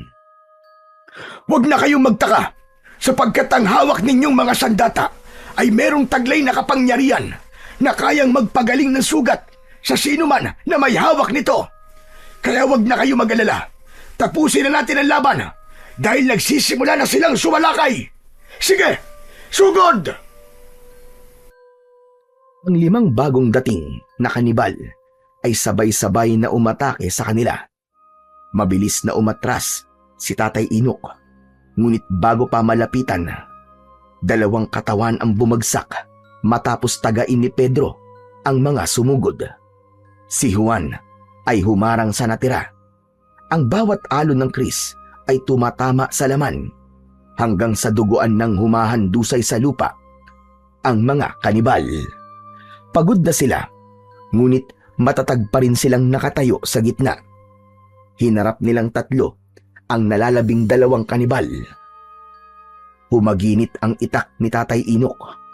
Tumusok sa dibdib ng isa. Ang huli ay sumugod naman kay Pedro.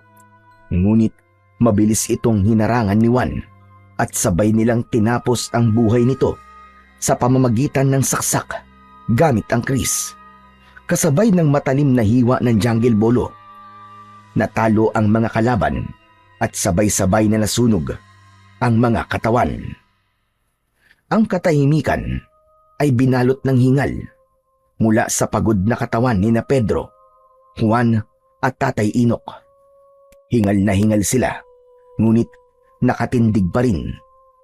Magkakatabi ang 3. Sa gitna ng kanilang pakikipaglaban, napatunayan nilang hindi lamang sandata ang nagbibigay ng lakas, kundi ang pagkakaisa, tapang at tibay ng loob sa pagharap nila sa mga nilalang. Sa tagal ng kanilang labanan, malapit nang dumilim ang kapaligiran. Isinama ng magkapatid si Tatay Inok sa kanilang bahay, ngunit pagdating nila sa kanilang tirahan, tumambad sa kanilang paningin ang sirang bahay at bukas na pintuan. Bumundol ang kaba sa dibdib ni Pedro. Ano nangyari dito? Nay! Nay, nasaan kayo? Nay, nandito na po kami ni Juan! Ngunit walang tugon mula sa kanilang ina na si Aling Zenab. Naluluwang pumasok sa loob ng bahay si Juan at hinanap ang ina sa lahat ng sulok ng bahay.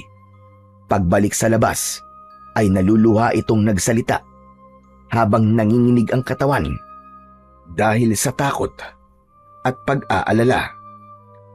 Kuya, nawawala si nanay. Hindi natin siya dapat iniwanan mag-isa dito. Malamang na merong kumuha sa nanay nyo. Sa itsura ng bahay nyo, parang nagkaroon ng matinding habulan mula sa mga taong kumuha sa inyong ina. Tatay Inok, ano na pong gagawin namin? Tulungan niyo po kaming mahanap si nanay. May sakit po siya, Tatay Inok. Baka po kung ano po nangyari sa kanya. Sa palagay nyo, sino ba ang kukuha sa nanay nyo? Bago lamang kayo rito sa baryo at imposibleng may magtangka sa buhay ng nanay nyo. Hindi po bago si nanay sa lugar na to, Tatay Inok. Dahil dito po siya ipinanganak. Kaya nga po nagtataka kami kung bakit bumalik siya rito eh. Kung ganito po pala kagulo ang lugar na to. Sino pang nakakaalam sa lugar na to? Si Mang Kepwing po. Yung albularyo pong gumamot kay nanay. Mang Kepwing? Mang Kepwing baka mo? Isang albularyo? Teka, parang narinig ko na ang pangalan niya. Pero hindi siya isang albularyo. Kilala ko ang lahat ng albularyo sa baryong ito. Imposible yun. Dahil palagi ako naglilibot sa baryong ito. Biglang nangihinang napaatras ng hakbang ang matanda. Bumakas ang takot sa mga mata nito at nag-aalalang napasulyap sa kanilang dalawang magkapatid. Hindi maaari. Kung hindi ako nagkakamali, si Kepwing ang nagdala sa nanay niyo sa kanilang tribo. Po, bakit naman po makakarating sa tribo si nanay? Dahil nakakasigurado ko si Kepwing na tinutukoy niyo ay ang anak ng pinuno ng mga kanibal na napatay ko at balak na magiganti sa akin. Siya ngayon ang pinuno ng mga aswang na kanibal. Pero bakit naman po madadamay si nanay? Wala po siyang alam sa away niyo. Yun na nga ang ipinagtataka ko, Pedro. Dahil ang kanilang mga pinapatay ay ang lahat ng may kinalaman sa aking lahi. Pero Tatay Inok, nabanggit po din nanay sa amin na kaibigan daw po niya si Mang Kepwing. Kaya po nagtiwala po kami ni Kuya sa kanya. Nagtiwala kayo. Kahit mabigat ang nararamdaman nyo sa kanya, di ba? Ang taong merong masamang budi, kadalasan, ay nararamdaman ng mga taong nakapalibot sa kanya ang bigat ng kanyang presensya. Posibleng ginamitan ng hipnotismo ang nanay nyo para umanib siya sa kanilang lahi. Tiyak na may ibang dahilan. Nasa panganib ngayon ang nanay nyo. Kuya, Tatay Inok, kailangan po nating hanapin ang kinaroroonan ng kanilang tribo. Hindi po kami maaaring manatili rito nang hindi naililigtas ang nanay namin. Kapat na po siguro mga natutunan namin pagdating po sa pakikipaglaban, Tatay Inok. Pagkatapos po namin marinig na nasa panganib po ang nanay namin, hindi po kami mapapalagay dito. Sige, tutulungan ko kayo. Sa palagay ko ay kasalanan ko rin kung bakit nadamay kayo magkapatid. Marahil ay iniisip nilang mga apo ko kayo, kaya kinuha nilang nanay nyo. Sa gabi sila magsasagawa ng ritual kapag merong bagong sapi sa kanilang pangkat. Kaya habang hindi pa dumidilim ang paligid, ay hahanapin natin kung nasaan sila nagtatago. Simulan na po natin ang paghahanap sa kanila, Tatay Inok. Nagmamadaling kumilos ang tatlo sa paghahanap sa kuta ng mga kanibal. Binalot ng pag-aalala ang dibdib ni Pedro, ganun din si Juan. Hanggang inabutan na sila ng pagdilim sa daan. Tanging tanglaw lamang nila ay ang maliwanag na sikat ng bilog na buwan. Tahimik na naglakad sina Tatay Inok, Pedro at Juan sa pusod ng kagubatan. Ang kanilang mga yapak ay halos hindi marinig sa makapal na damo. Ngunit ang kanilang mga mata ay malikot na parabang alerto sa bawat galaw ng paligid. Maingat nilang sinusuyod ang bawat sulok ng gubat. Sa kanilang mga puso ay iisa lamang ang layunin. Hanapin ang tribo ng mga aswang para iligtas ang kanilang ina na si Aling Zenab. At nang matuldukan na ang matagal ng paghasik ng lagim at takot sa kanilang baryo, maya-maya pa ay unti-unting nagbabago ang klima ng paligid. Ang mga puno ay nagmistulang kublihan at ang hanging pumapaloob ay mabigat. Amoy ng nabubulok na laman at dugo ng tao ang umalingasaw sa buong paligid. Nararamdaman kong malapit na tayo sa kanilang tribo. Kaya humanda na kayong dalawa. Mahinang bulong ni Tatay Inok sa magkapatid habang ang mga mata ay kumikislap sa dilim. Narinig nila ang alingaw ng mga nakakatakot na halakhak mula sa di kalayuan. Ang tunog ay hindi pangkaraniwan. Malalim, gutom, at punong-puno ng kasamaan. Dumagdag pa rito ang mga matang nagliliwanag mula sa kadiliman. Dahan-dahang lumitaw mula sa pagitan ng mga puno ng kahoy.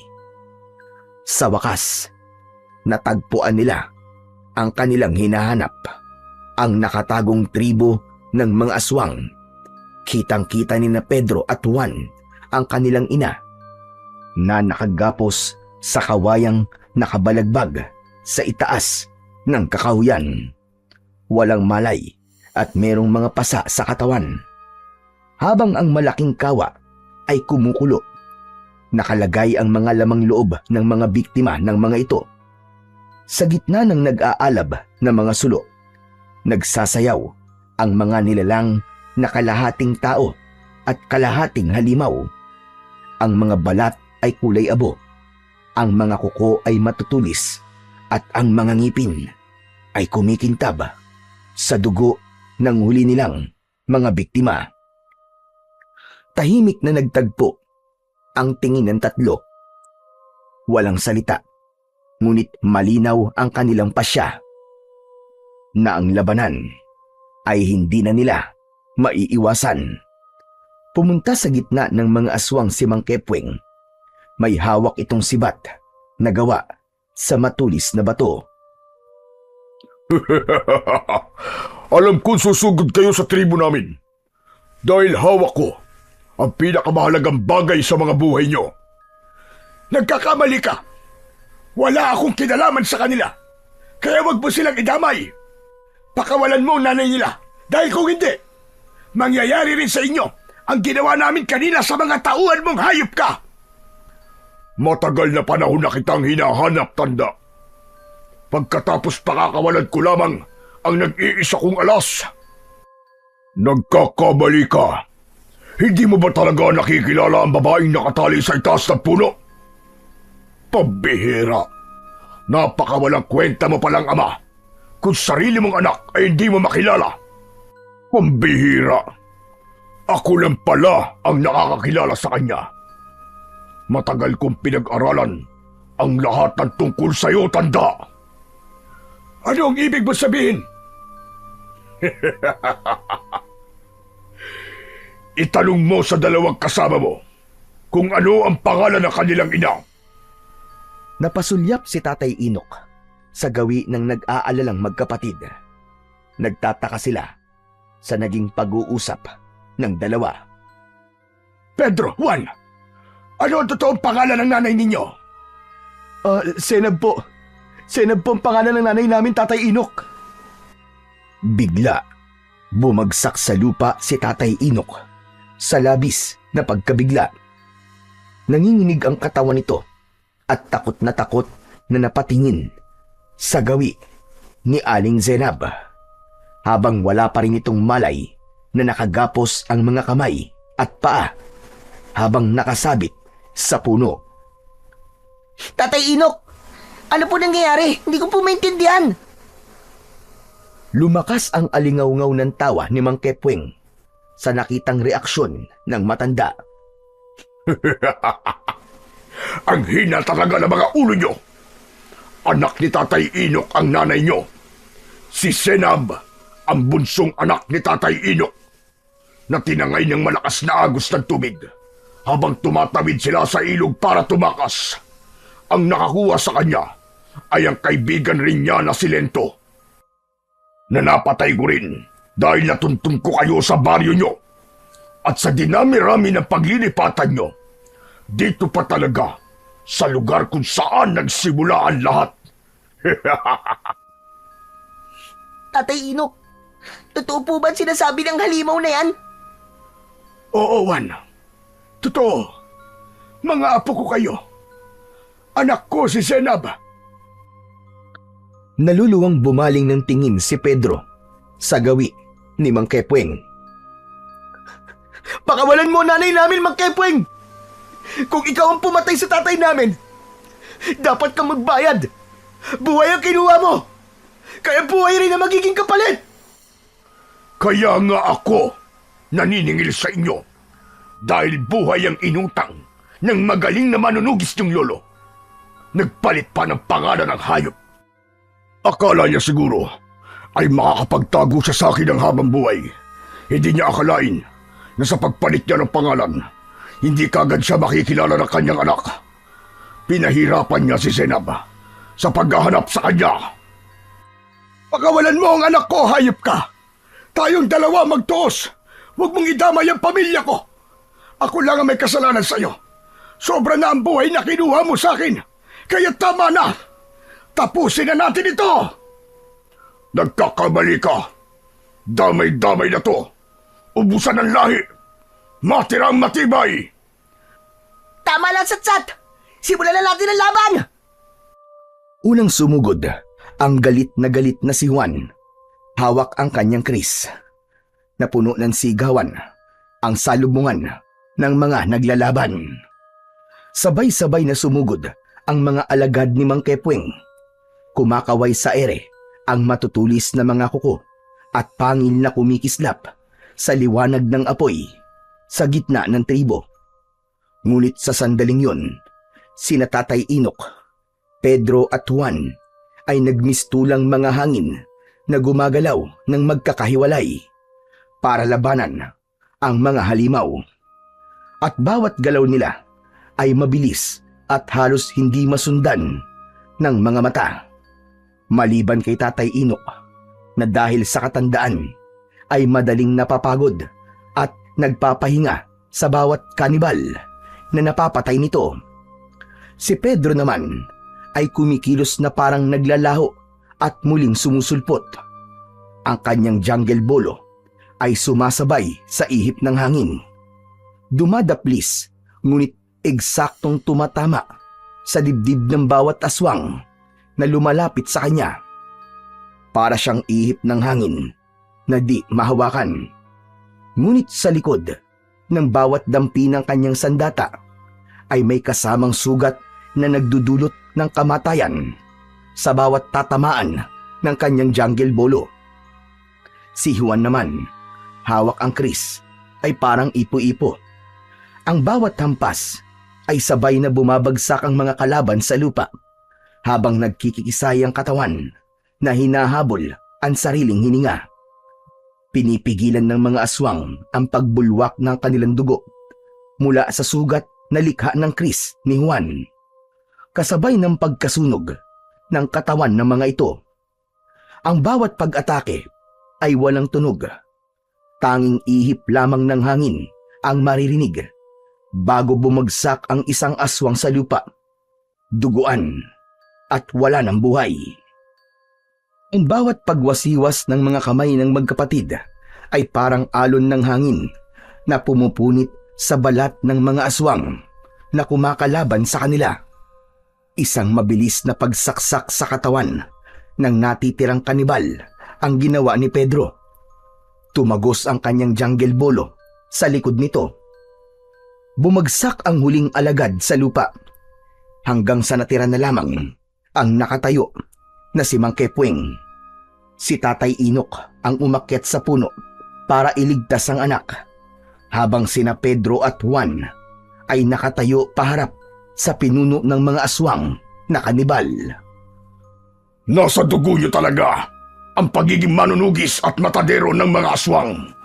Hindi ko akalain na mas malakas pa pala kayo kay Tatay Inok. Dapat pala, pinatay ko na kayong magkapatid. Hindi mo na kailangan magsisi, hayop ka. Dahil huli na, kami naman ang kakatay sa'yo. Kaya simulan mo na magdasal sa hari ng kadiliman. Tignan ko lang kung matulungan ka lang Diyos-Diyosan mo dahil malapit na kayo magkita sa impyerno. Ngumisi ng nakakakilabot ang pinuno ng mga aswang na si Mang Kepweng. Umikot ito ng mabilis sa ere. Gamit ang sibat, inatake sila nito ng palo sa katawan. Bumagsak pasadsad sa lupa si Juan. Hindi rin naiwasan ni Pedro ang pagtama ng sibat sa kanyang tagiliran. Bumagsak siya sa lupa, ngunit itinukod niya ang kanyang jungle bolo. Mabilis at matapang na hinarap niya si Mang Kepweng. Naiiwasan nito ang kanyang bawat pag-atake. Maya-maya pa ay naramdaman niya ang pagtulong sa kanya ng nakababata niyang kapatid na si Juan. Magkasabay silang umatake at sumugod sa kinaroroonan ni Mang Kepweng.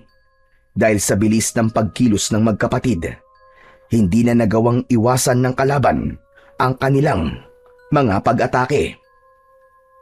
Para sa tatay ko na pinatay mo! Mamamatay ka na ngayon sa mga kamay ko! Isang ubod ng lakas na pagsaksak sa tiyan ang ginawa ni Pedro. Tumagos ang talim ng jungle bolo hanggang sa likod nito. Kasunod ng pag-ikot naman ni Juan gamit ang kris. Nilaslas nito ang leeg ni Mang Kepweng at sabay nilang binunot ang kanilang mga talim at inulit ang pagsaksak sa katawan nito. Hanggang sa bumagsak sa lupa si Mang Kepweng, naliligo ito sa sariling dugo at kung ano ang naging itsura ng mga naging biktima nito ay ganun din ang sinapit ni Mang Kepweng. Dilat ang mga mata at may lumalabas na dugo sa ilong at wakwak ang tiyan dahil sa tama ng jungle bolo ni Pedro. Habang ang leeg naman ito ay balat na lamang ang nakadikit sa katawan. Tila kinatay na baka. Brutal at malalang ganti ng magkapatid na matadero ang sinapit ng pinuno ng mga aswang. Napasulyap ang magkapatid sa gawi ni Tatay Inok habang ang kanilang ina na si Aling Senab ay nagkamalay na. Anak! Senab! Ang Tatay Rodolfo mo to! Ako si Tatay Inok! Tinulungan ako ng mga anak mo! Patawarin mo ko! Hindi ko alam na buhay ka pa! Ay, Diyos ko! Buhay nga po kayo! Salamat sa Diyos! Nahanap mo ko! Oo, anak. Ang mga anak mong sina Pedro at Juan ang nakahanap sa akin. Sa tulong ng Diyos, pinagtagpo kami ng mga anak mo. Kaya pala pamilyar sa akin ang kilos nila. Parang nakikita ko ang sarili ko sa kanila dahil taglay nila ang dugo ng pagiging isang matadero. Bilang isang manunugis ng mga aswang. May papalit na sa akin. Wala nang manggugulo sa atin, anak. Magkakasama na tayong muli. Buo na ang ating pamilya. Tay, ang akala ko po talaga, hindi na tayo magkikita pa. Isang malakas na hagulgol ng iyak ang narinig nila sa mag-amang matagal nang hindi nagkita. Habang sina Juan at Pedro naman ay hawak pa rin ang sandata na tumutulo pa ang sariwang dugo ni Mang Kepweng. Napalapit sila sa kinaroroonan ng kanilang ina. Inalalayan nila itong tumayo at nilisan ang lugar na yon ng magkakasama. Kasabay ng pagkasunog ng buong tribo ng aswang na kanibal. Magmula ng gabing yon ay wala nang naging balita tungkol sa mga lalaking natatagpo ang patay sa kakawyan. Wala na rin ang banta ng panganib at natahimik na ang kanilang mga buhay. Masayang muka ng magkapatid ang bumungad sa tindahan ng matanda bilang mga bagong matadero sa palengke. Araw-araw na pinapanood ng mga tao ang pagpapakitang gilas ng magkapatid. Palaging ubos ang kanilang panindang karne. Hindi nagtagal ay nakahanap si Tatay Inok ng albularyong titingin sa sakit ni Aling Zenab. At dahil sa matyagang gamutan, gumaling ang kanilang ina sa sakit nito. Ngayon ay kasama na nila si Tatay Inok sa bahay. At sila namang magkapatid ay isa ng napakahusay na matadero sa palengke ng baryo ng Kalumpit. Sa kwento ni na Pedro at Juan, higit pa sa kanilang husay at lakas ang naging sandigan nila sa bawat laban. Totoo na ang kanilang tapang at kasanayan sa sandata ay mahalaga, ngunit higit sa lahat, ang kanilang pananampalataya sa Panginoon ang nagbigay ng tibay sa kanilang loob para lumaban sa kampon ng kadiliman. Sa gitna ng dilim ng kagubatan at panganib na dala ng mga aswang, hindi sila nawalan ng pag-asa sapagkat naniniwala silang kasama nila palagi ang Panginoon. Ang tao ay maaaring malakas at biyasa, ngunit kung wala silang tiwala sa Diyos, ang kanilang puso ay madaling panghinaan. Si Pedro at Juan ay nagtagumpay hindi lamang dahil sa kanilang sariling lakas, kundi dahil naniwala silang hindi sila nag-iisa, na sa bawat hampas ng kanilang mga sandata, ang Diyos ang gumagabay sa kanila. Ipinakita nila na ang pagmamahalan ng isang magkapatid ay palaging magkasama sa hirap at ginhawa. Dahil sa ating sariling buhay, hindi man natin kahaharapin ang mga kanibal o aswang, haharapin naman natin ang iba't ibang klase ng pagsubok na susukat sa ating katatagan. Kaya piliing maging mabuting tao upang ang kaparusahan ay hindi natin sapitin sa kamay ng may likha sa atin.